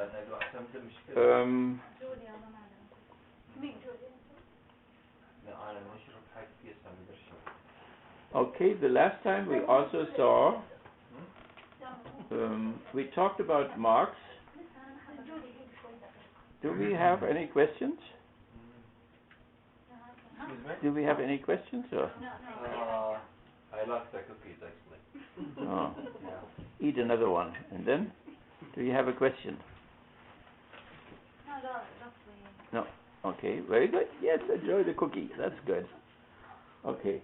So what we else? I just want to finish this up here. What we did the last time was see a movie. It was called Conversation. Yeah. So this movie on the critical theory, Marx, Freud, and so on. We discussed a little bit what opium religion is. Right. We said it comes from the Enlightenment Kant. Opium.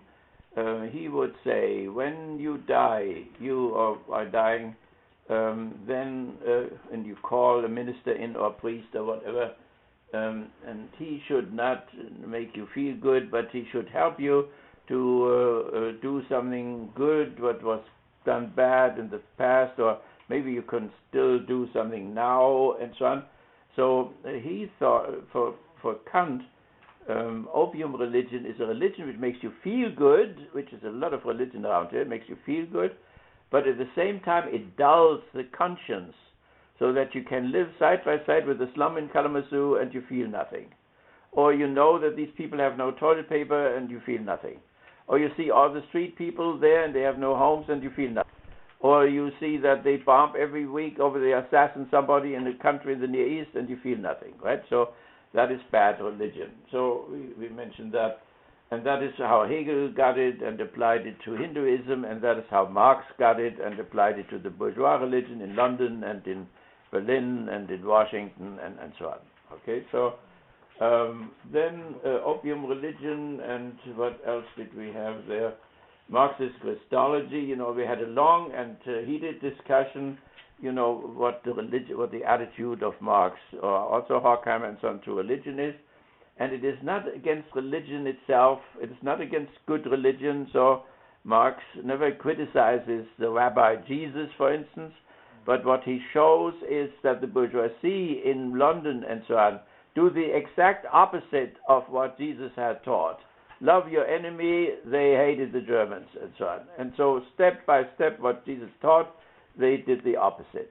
So, and then the bourgeoisie made out of this, you know, that Marx was against religion. He was not against religion, he was against bad opium religion, the bourgeois religion of London and Washington and here and so on. So, but since they think that this bad religion is good, then they thought Marx was against all religion or whatever. Okay. So it was a misunderstanding. If we say that the opium part of religion is to not to feel the suffer of others, this is exactly also what Buddhism, for example, does. Because and Schopenhauer, right? Yeah, I mean, right. Is that true? That right. So for Schopenhauer, you know, this my will to life and make use of others, of women or whatever, workers and so on, for feeding my own will to life, that is the original sin. Yeah. That is what has to be overcome, right? So, and that he has in common with Buddha, and he has in common with Jesus, and so on. Yeah, but if you overcome it, it's so opium, because you don't feel anymore any suffer, neither yours nor of others, because it's for you, it's all just the will of life. No, yeah, that's an interesting thing. That means there is a way for Schopenhauer to get out of the imprisonment of the will to life. That means what the bourgeoisie calls self-interest, right? You must not be a prisoner of self-interest. So that means there was art, for instance. Art was one way how you could sublimate the will to life. Religion was another way to do that. You know, philosophy was another way to do that. So I mean that the reason that you don't feel others might be just because I'm blind, or because I think it's good not to see them, just because this is just the will of life. So I'm trying and I reach that high level of not feeling it and of not seeing it by others as well. It's not just I'm not blind. No, I think that's the correct way. I think. Well, I mean, everybody has that will to life. You can feel it. You cannot feel it in your neighbor, by the way. You feel it only in yourself. Only when your neighbor says, I'm hungry, or I love you, or whatever, then you know what's going on in them. So the will to life is in the body, in your body, and you have it present only in your body by the impulses, the sexual impulses, the food impulses, and so on and so on. You feel it inside. So now when you let this will to life move, you see, of course, and you have victims. So you become a predator, an economic predator, a sexual predator, and so on. So what Schopenhauer shows is a way how you can deal with that will to life, so that you don't do this anymore and functionalize everything in terms of your own self-interest, which the bourgeoisie does all the time. As a matter of fact, it doesn't do anything else. So therefore, that is, you know, it is a theory of redemption. It is a theodicy in a certain sense. So it's not only religious people have a theodicy, secular people too. It is the science of human suffering. So Marx has a science of human suffering. What is the cause of human suffering? Private property.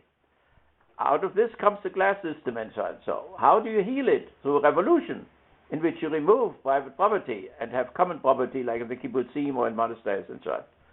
So, and also Freud, you know, Freud has a theodicy, has a science of suffering, mental suffering. So, and what is the cause of mental suffering? Fratricide, the killing of the father. So, therefore, he shows ways how one can free oneself from this fratricidal type of a complex in the unconscious. That is, psychoanalysis is the way how you free a person from this mental suffering. Okay? Now, that was a long story we had the last time there, and it was a very good one. So we talked also about inequality. That's the same thing like a class system, right? To be for equality means to remove the class system. Otherwise, you have only equality of opportunity. You leave the class system and take some little boys like Obama or whatever out of the lower class and lead them through Harvard into the black bourgeoisie. Okay, inequality, then we have the Trump thing, which explained what a bourgeois is, right? And then one of us said, ISIS is crazy. So, and it really looks like it, right? So, but it would not be the real human response to it when we say to anybody to be crazy. So even Freud, had only crazy people, but he tried to make sense of their craziness in order to heal them. So we have to look, at the theology of ISIS.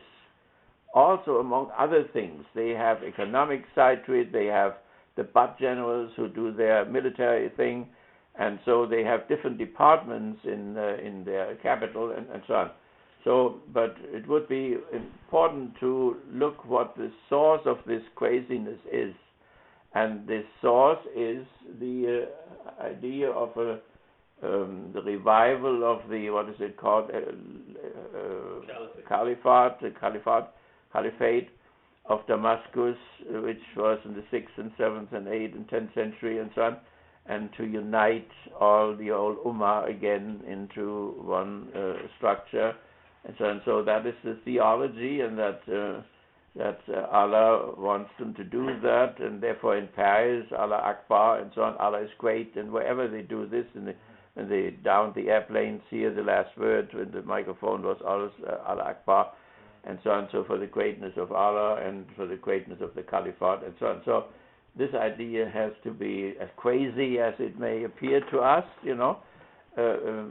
they are human beings and they deserve at least that respect, that we try to understand it and maybe try to convince them, what's wrong with it, and that one cannot simply bring an idea, theological idea. The Jews do the same thing, Solomon's, David's empire, they want to produce it in the 21st century, but can only lead. This morning, by the way, there was a Muslim brother who asked the rabbi about all the children, who have been killed in Gaza, and it was a very important question. And the rabbi had nothing else than the American propaganda that the children are used as shields, Nobody used them as shields. They are, what is that? What did you mention it before? Collateral damage. Collateral damage would have been a much more adequate thing. It's also a miserable word, but at least it would be more adequate than taking children for shields. And So yeah. religion, it has like power, right? Religion has what? Power. Yeah, right. Yeah, it does have power.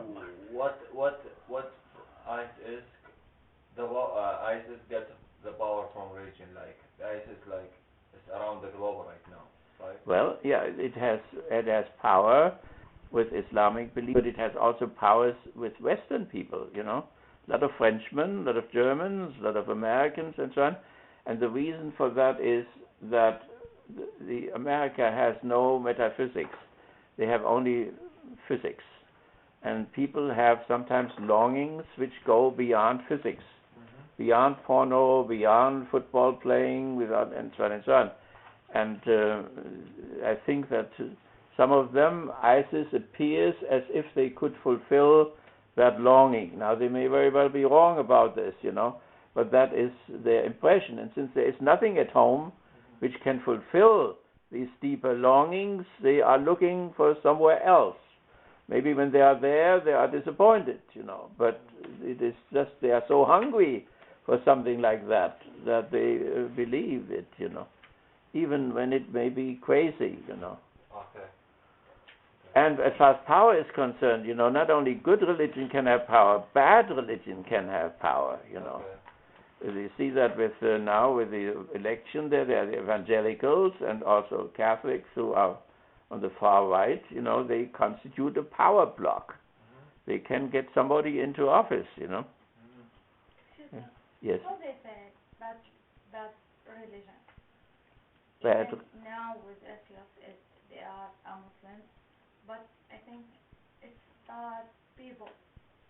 Yeah, what's that different? they use the religion in bad way. Yeah.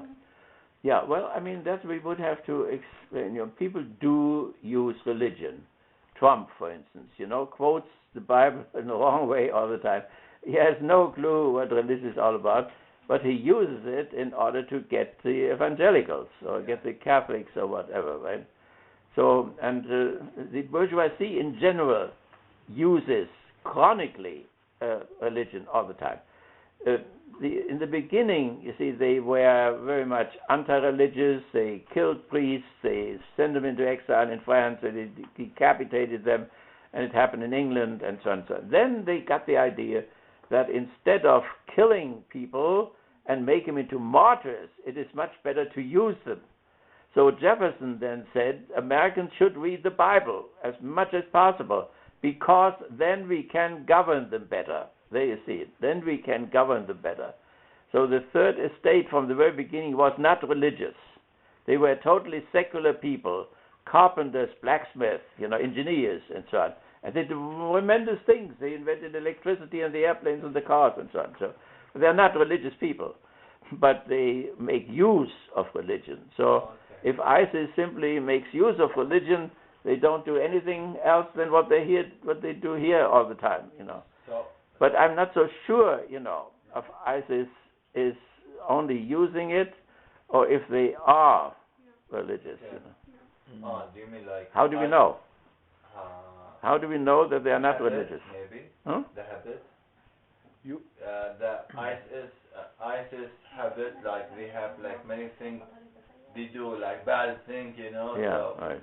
they scare people, and Yeah. Okay, they say that the people who did that with September 11th, that they went to prostitutes before, whatever. you But the question is if that is not black propaganda, you or if it's really true. you mean are they using the peaceful good Islam, or they have really another model which we could call another religion that is really like this? Well, I think the only way to do that is to compare what they say, their theology, and their actions with what the Holy Quran says about warfare. So because you can go into details and see. Let's see Gaddafi. Gaddafi was killed by a group of young Muslims. He had made a deal with the French and the Americans that he could get out with his trucks and could escape, but not bomb him. And then they bombed him anyway, and he fled into a tunnel, and then they killed his African guards, and then they massacred him with putting stuff into his backside and tearing him apart and so on. Now, that was against Sharia law. It was not only against international law or against Geneva law or what, it was against all laws. And I discussed at that time, that the Ummah has the responsibility now to have a court and put these guys on trial, because the Sharia law says when you fight, you can defend yourself. But when your enemy stops fighting and puts his weapons down, you cannot go on fighting. Yes. They went on fighting and killed him in the process. See, so in this sense, we can ask, ISIS or any group of the Muslim Brotherhood, to what extent do they really follow the teachings of the Prophet, Now, people are sinning, everybody is sinning. And therefore, sometimes even very pious Christians do not act like Christians. Every pious Muslims may not act like Muslims should act, and so on. But then we have to repent what we do, or we have to have a trial about this. But there hasn't been any trial yet about this. So, but this is, it's a question, it's just the method, how one approaches it and say, if this is genuine Islam or not, by comparing it to what the holy writings say. It is definitely not. If you compare it to any of the four big Islamic schools that I studied since 15 years long, The schools of law. concrete, it's Yeah, clearly different. Yeah, okay. They don't I follow, think- and I have friend who they caught, they wanted to kill, and so they spent like 3 months with them the trails, they don't follow. They just he showed them many verses in the Quran and so on, because he was scholar. But they said at the end, look, we don't. It's not our thing. What we decide. Okay. That's it. So this is what we. I mean, this. What was it? The guy there whom we. Something. ISIS, they didn't follow the Quran. Yeah. Okay. But we have to be very specific. You know, certain acts. Let's say the decapitation of Western journalists or whatever. Can that be justified by jihad? That means by the defense of Islam against a secular culture, which is the very opposite of what the what the Prophet said. I think they take some part of the Holy Quran and they translate it by their meaning. So they want it to be in that way. So they follow what they want. Just take the Holy Quran to other cover for we doing something good. But there is no something that's in our Holy Quran that say we can fight each other as a Muslim. Now they fight each other, Muslim as a Muslim, and they as a group. Are they Khawarij? I think they have really strong arguments. They kill because they taken the Islamic religion, then they put it away, and we have like justice in this shit. We have to do kill or something. Right. But they not are the Muslims, but now they say the Muslim against the Muslim, or against what they want. Yeah. So They didn't change the Quran. They just taking some part and they transfer to people. This is correct, but they didn't explain what's the They even in some people now they try to change the Holy Quran. There is some people change what's in Holy Quran inside. So they want So when but by changing, they cannot change the text, right? But they do it now, and they interpret it. They do it. Yeah, but the text itself cannot be changed, right? Yeah. I mean, they're like Khawarij. Khawarij are the seceders, so they secede from the majority opinions. They secede from the school of laws, the traditional. Okay, the interpretation, but the text itself. No, Text itself, right? Yeah, right. Well, they have very strong. Let's all talk together. Yeah, right. Yeah, they try to change the Holy Quran, but they cannot. But they try.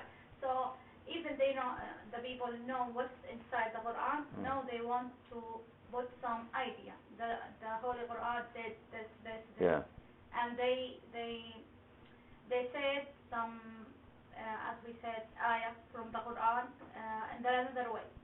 So they just try to change one word, so that mix the meaning. Yeah. Even we know that the Holy Quran is saving from the God, but they want to do what they want. Yeah. Just in many ways, in many things. They have many goals. So try to do what they want. If they cannot change the Quran, they want to change the people. They want to change the meaning. If they cannot change the Quran, they want to change the meaning. But can we say a particular meaning which they want to change? So we can't fight it for fighting what we see as if I am Muslim, but I listen to the music and I do many things wrong. They want to fight me. Okay. Now that is a good point. Now, is it that they, for instance, those who open themselves up to Western music or Western customs and so on, then they fight it because it is not according to the Holy Quran, right? Yeah, but we can't. That's wrong. We have to make it in right way. We don't have any proof that we have to fight those people. Even in the Holy Quran, there is no anyone meaning that is wrong. But the bad people now wanted to be wrong, so wanted to kill.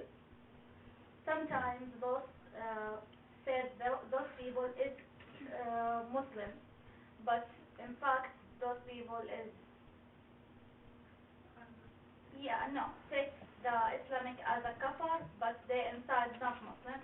So we in the Quran we said that munafiqin. Yeah, that people Hypocrites. as this. Yeah, right. And we Yeah. see it in fact in this Yeah. 20th century. And Right. also the jihad, jihad. Mhm. Jihad also use jihad or the ayat or meaning of Yeah. jihad. In our religion, jihad, there are many rules or the strong rules when you go to jihad. Mhm. The big rules if the government allow to the people go Yeah. to the jihad, Uh-huh. they will go. But some people use the Islam, go to jihad and don't. So because that we They say abuse it. young Abuse people. it. Yeah, Yeah. because that we say young people. We don't say old people. We say younger people. So those younger people, they didn't understand maybe the meaning or the whole picture. Mhm. So if I told my son, this is good, this is the way to heaven, you will, so many things. So I put this idea, the wrong idea. Mhm. Yeah. So Yeah. I changed the mind. Yeah. They cannot do that with young people because young people are old people. Yeah. They think about the consequence for Mhm. this act, so they understand. Mhm. Yeah. Yeah, it's interesting. Imam al-Ghazali calls it riffraff religion.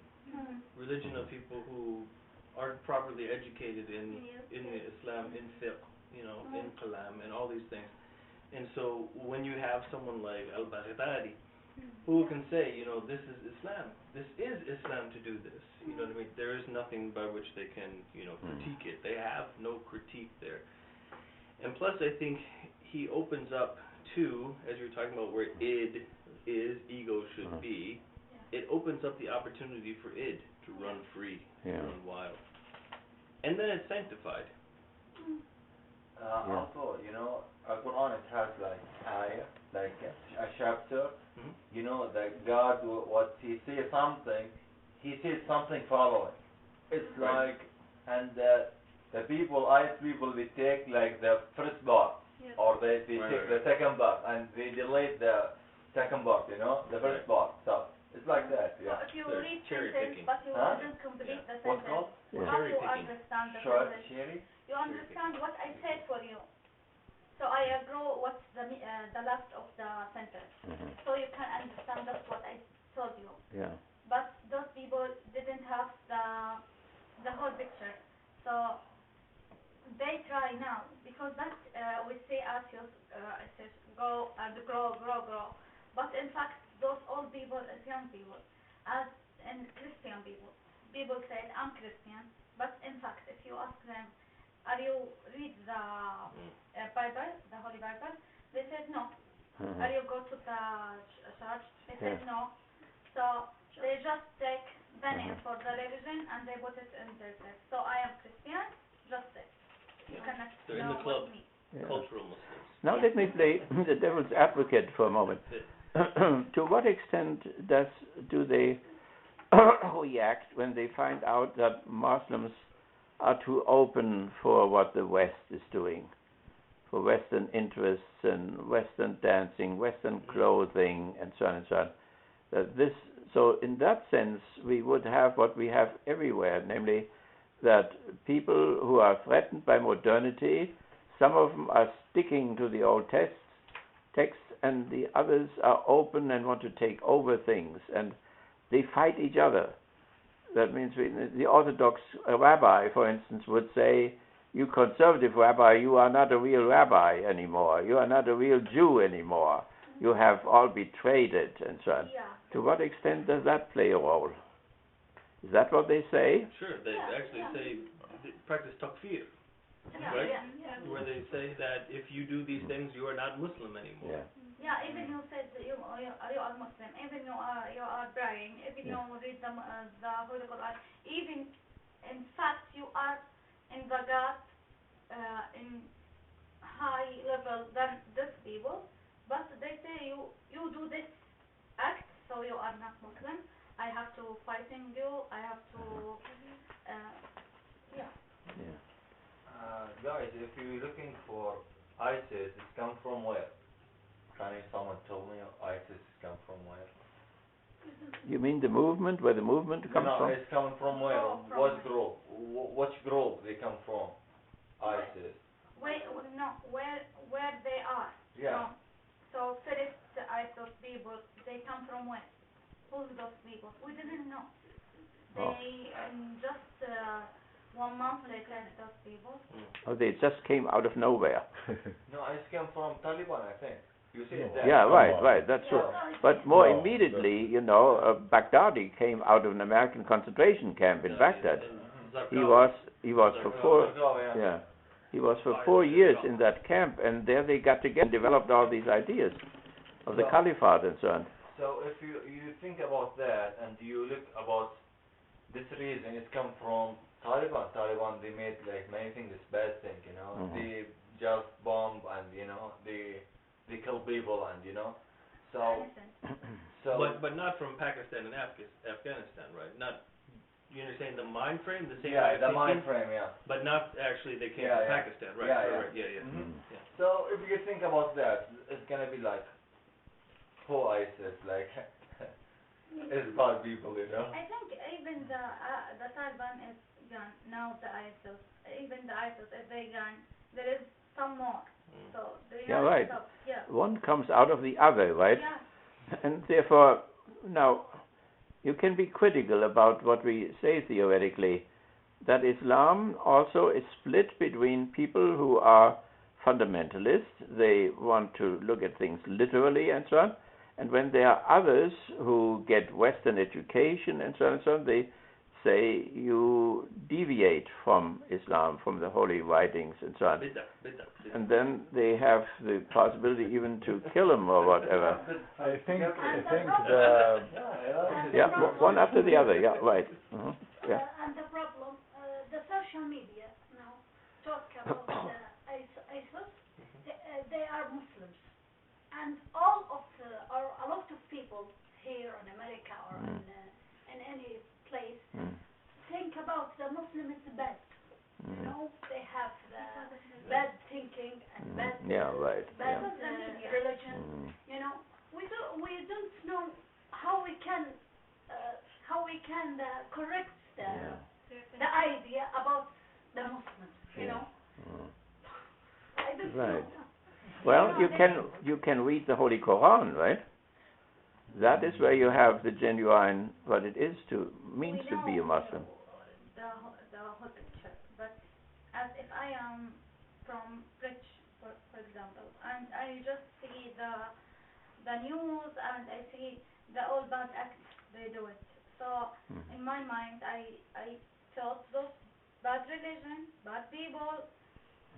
If I say I'm Muslim, I will go away. He will kill me. Yeah, right. But our question is, you know, what the theology of these people is, and if they perceive that some of their Islamic brothers, you know, go to the West or follow Western Enlightenment ideas or whatever, then they may have the feeling that they have to defend the original Islam or the Caliphate or whatever. It's in the West. It's called an apostate.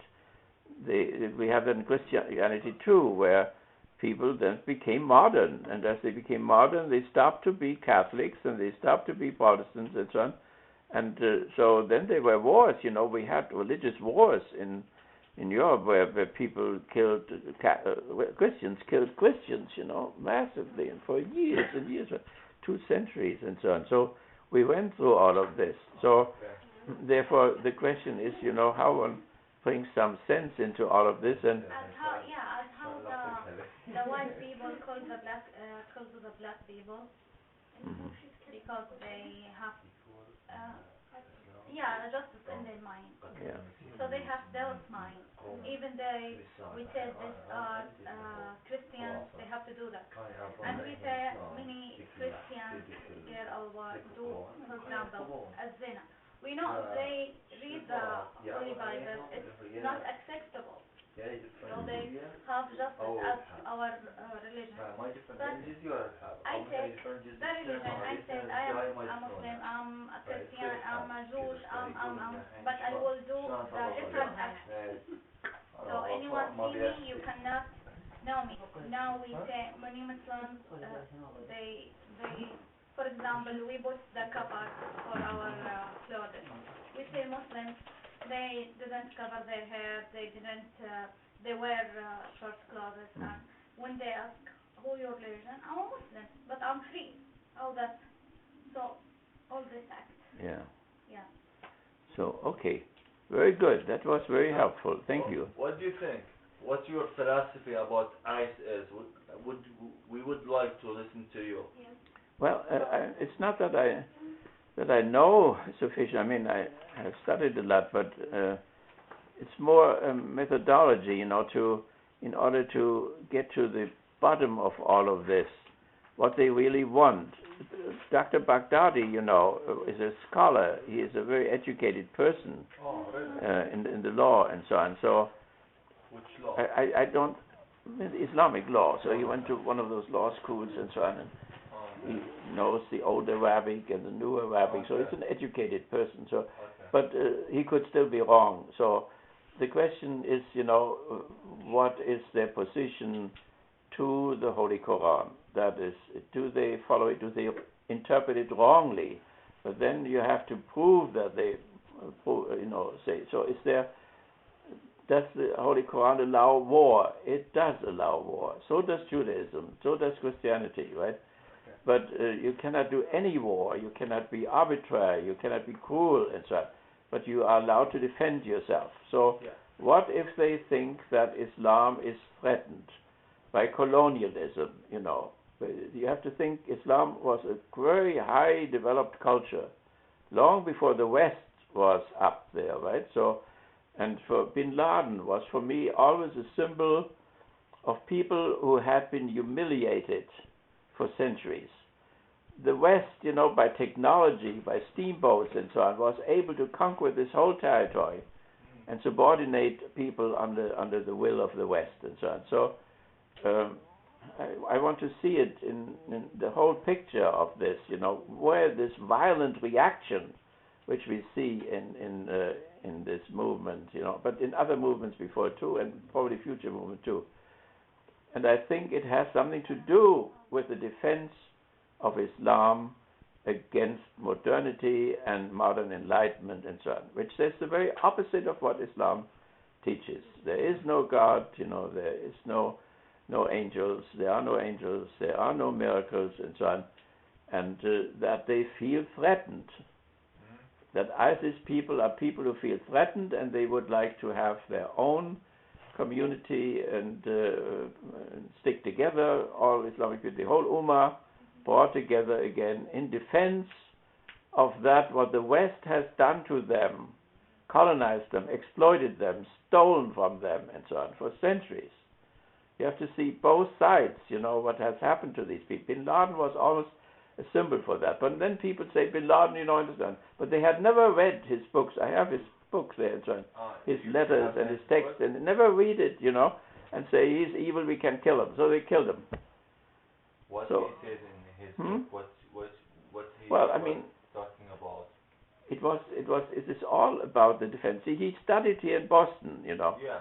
And he said he knew a lot of very good Americans, very tender and loving people. He was enjoyed the American life also. He was enjoy American life. Yeah, right. Yeah. But he saw at the same time, he saw also what it did to people, that when they became too technical and so on, that they didn't understand the Holy Quran anymore. So he felt that the American civilization and the socialists, socialists and the bourgeoisie, that they were a threat to Islam, and independent from them, there was a time, when Averroes and these great scholars, were far superior to whatever the West had, and then they came down in the world, that means your people suffered a humiliation from the West, and it was not on the basis of a higher morality. It was on the basis of a higher technology, of steamships and cannons and airplanes.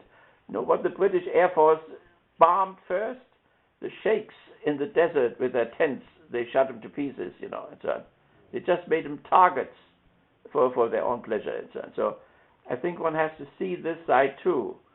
And when they overreact, and do these horrible things, there must be an unbelievable anger in there for all that what has happened to them, At least the possibility. I mean, I don't know one ISIS person, I've never talked to any of them, They have very strong arguments. I saw, and until now, even the Arabian media and Muslim media, they never discuss their arguments. I didn't see one single case when anybody could answer really their arguments. Not because you cannot answer it, but because nobody really read it, nobody discuss it.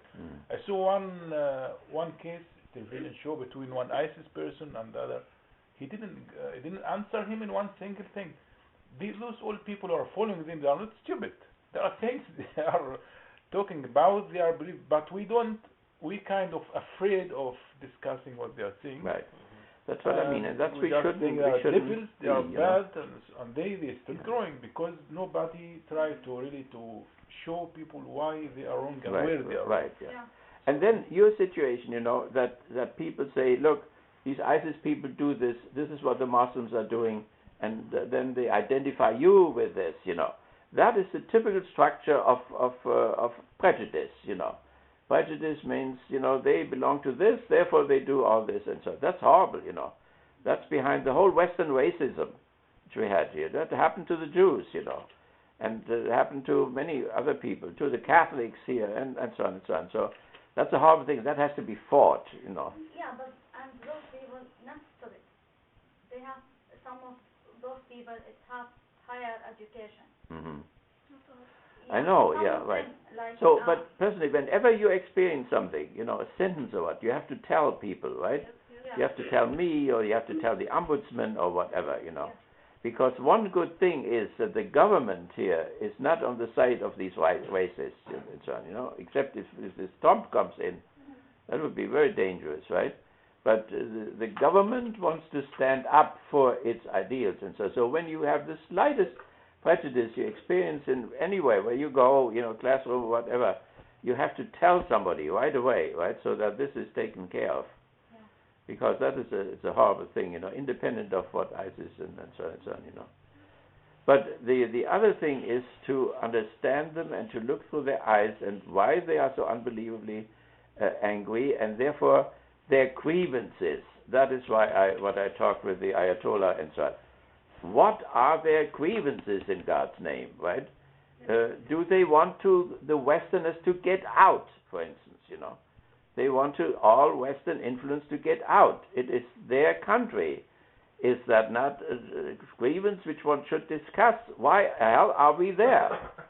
They are here, in Paris or whatever, some individuals, but we are there with our armies, with our business and so on. It's their country, in God's name. So that would be a starting point, And if we are in the West, if we are too afraid of this, they will come up and will say, you did colonialism to us.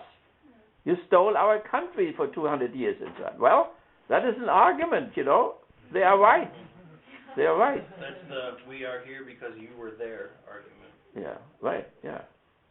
They're attacking the ideas of Western. That's what I mean. No doubt And about then it. when they're attacking their own people, then I think even when they attack Christians, they attack Christians because they are identified with the West. They were missionaries, they came there, they are British or German or whatever, and if it's true or not, they may be identified with Western interests, and they may do that to their co-Muslims too, when they think, they are Rushdie, what is this? Rushdie, with his satanic verses and so on, There you have a good thing there where they want to kill him. They still want to kill him, the Iranians, Why? Because he suddenly became westernized. See, we can say concretely what happened. He suddenly learned that art and religion and philosophy are separate things, and that therefore you are free to write something in art which may be against religion, but that is the freedom of art.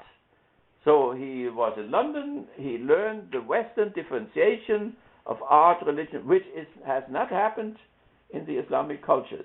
So see, when we can identify those things better, then we know. And in the meantime, the Iranian government doesn't want to kill him anymore. But there are people in Iran who still want to kill him, right? So, but let me just tell you another thing. There came one of these presidents of Iran came to New York, and he said, "We have no homosexuals." What was it? Right, okay, whatever. Nevertheless, he came to New York and he said, "We have no homosexuals." And so every Westerners, said, "Well, that cannot be. You just had a trial in Tehran. You just sentenced this guy to 10 years, so you must have." But you see, the thing was that in the Islamic culture, protocol sentences and value judgments are not separate. But here you learn it in sociology and everywhere, that protocol sentences, the sun is shining or whatever, are separate from value judgments. Value judgments are subjective and protocol sentences are objective. So they took his sentence as a protocol sentence. We have no homosexuals. As a protocol sentence, it is wrong, of course. But for him, the protocol sentence and the value judgment were still one, undifferentiated. We don't have homosexuals because, according to the Holy Quran, we are not allowed to homosexuals. Therefore, we don't have any. See, it's something which has happened in the Western civilization, which had not happened in other civilizations, not only the Islamic one, in other civilizations, and which was not the case in the West neither. In the West, 400 years ago, people would have said the same sentence which the president said. So we have to, when people are speakers, how they speak in terms of their civilization, and if we don't see that, then we make wrong judgments. We say he's a liar. He was not a liar. He's not a liar. But just another example. We mentioned here dialectics. We said dialectics is repressed in the United States. So our generals and so on don't have it. So in Iran, General Giap, like the Bat generals, had learned from General Zhukov, the Zhukov school, to fight dialectically. So in Vietnam, for instance, the Americans thought they had bombed them into the Stone Age, the communists. So McNamara said, we won. And then comes the Tet Offensive. Then, a few months later, they say again, but now we got them under control, we wiped them out, they're out of the country. And then they were suddenly in Saigon. They did not lie, you see, McNamara or Johnson or whatever. It was not a lie. It was a difference of methodology and difference of theory. One was a dialectician, and he goes forward with a certain theory, changes the theory, falls back, comes back again, and that is what the Ba'ath generals do now in Iraq. They are already inside of Baghdad and so on the one side of the river. And so they still don't understand it. But if people have different theories or different methodologies, they misunderstand each other. And it's not that the man from Iran lied. He didn't lie. He spoke in the terms of his culture and of his theory. And that is what we have to learn. So we have to, therefore I'm so careful. I think it is terrible what ISIS does, but we did it here in the West as well, between Protestant and Catholics for centuries and so on. So we should very well understand what they are doing. So it is still terrible what they are doing, but by whose judgment, how is that their interpretation of the Holy Quran? Is it serious?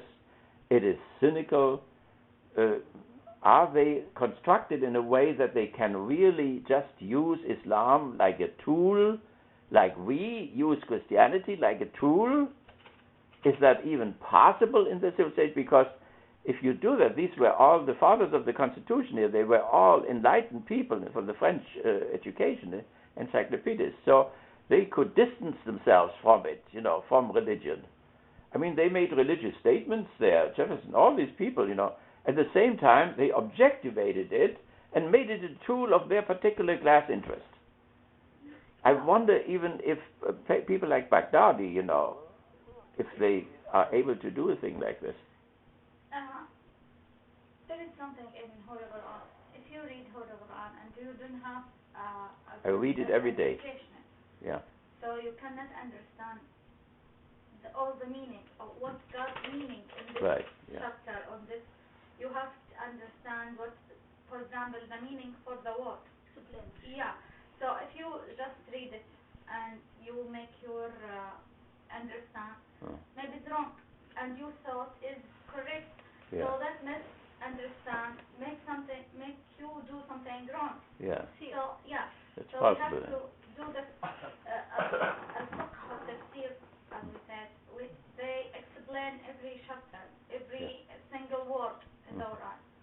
Some people, which they are very good and they think they don't do anything wrong, but really, in fact, they didn't understand the meaning for the Quran. Sometimes, we don't understand what's the meaning. So therefore, there must be a discourse in which people come together and don't cut their heads off, but say, what did Muhammad mean when he dictated this to his friends and so on? What was the meaning? And then also, how did the caliphs, how did they interpret the text one? If they say we want to build the caliphate again. Yeah, because in some cases they said in the Holy Quran or in what the Prophet Muhammad said that we in the end of the life we will come back to al-Khilafah. So those people want al-Khilafah to do now in their fact. So they didn't make that decision, and they think it's justice to do that al-Khilafah now and make all the people back to al-Khilafah. Yeah. But in fact, that thing is not our choice. Yeah, that's something like it will happen, but we don't know when or who will do that. But the people who do that, the clear people, the right people, not as we see now in idols. Because they do now fact it's kill, and we know that kill, our religion, if you kill one people, you kill all the people. That's right, yeah. So here that we think, they think they are right, and they do act, they are right. Yeah. So even we understand, we have to protect for example, our children, because now that's maybe in the end of 1 year, 2 years, it's come as a world war, for example. Yeah. So how we protect our children not follow this movement? Yeah. How they are clear? We can't, because they now put this thought, this meaning in the game, in the television, and so we cannot control as maybe in the past. In the past, they learn in the book, they go to the home and finish. Right, yeah. Now we cannot control that. Exactly. We have media, we have all the devices. Very hard, yeah. Part of that influence. Yeah, so that's, I think. Yeah. And in Really in our Quran, we learned how or we should to respect the other religion, and thinking, and as Muhammad, he respects his neighbors from Jewish. Also his opponents. I explain it as English. In our religion, if you go in deep in religion, that makes you go out of the religion. So you become mulhid. So that can explain it. Mulhid? Yeah, you know mulhid. That's not Atheist. Oh, atheist. Oh, atheist, right. yeah. Okay. Yeah, if you go in deep So you read and read and read and read, and your mind come not strong as us. So we have, like our prophet said, be between. Yeah, be between. Yeah, be Moderate. between. No. Yeah. Moderate. Yeah. So because he tried to protect us, to go in deep, not unusual indeed, so you can go be a good Muslim. No, you go in deep, so you stop at thinking, who's the God? Where is the God? What's the name of the God? Yeah, my daughter last week asked me, what's the name of the God? I said, the God. No. Who's her parents? From where he comes? So, it's 7 years old. Yeah. Where we are come? I said, from Adam. She said, where did Adam come from? See? So again, she's 7 The years little old. theologian. Yeah, she's 7 years old, and really I cannot explain everything for her. So I tried. Then I said, we just have one God. No. We have two gods. No, one God. So. I hope she doesn't shake your belief. No, because she small, and she hear many things, see in the TV many things, and she believes the cartoon. Yeah. So Children are that, natural. we say that because every religion has to explain what you think about clear and not in deep.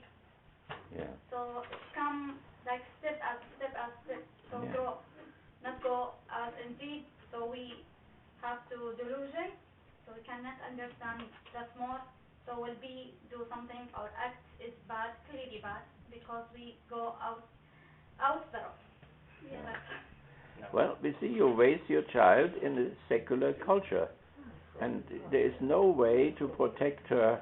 You know, you have to turn on television and the friends and nothing. Yeah. So because that you have to make everything clear for children, for adults, and everything you do, every act you do. They have example. If you didn't answer this question, they will go to another people. Maybe they answer the question as wrong as possible they can. Yeah, right. How did you... But you see, it will be particularly between the faith position, which you have, and then the secular position, which the children get in the school and everywhere, right? Yeah. But isn't that fundamentally the problem of ISIS too? Yeah, that's what I said. Yeah. See? So the young people, when they have a good understand, when they answer their question, they will go to another people. So they get what they think is correct question, what they maybe in their thinking is belief. So they start to follow this movement, al-Khilafah, for example. So that makes it grow. We cannot control as maybe before many years. So the children will have the freedom someday to decide for the faith community or for the secular community, which is so powerful. In the movies, in the propaganda, the advertisement is all day long, right? Yeah. And we have here that there are Christian parents who would like their children to become Christians, but they become less and less Christian all the time. Yeah. So they become secular, right? Yeah. Rudy, it's after 9. Okay. Thank you very much. You got all A tonight. You will all go to heaven overnight.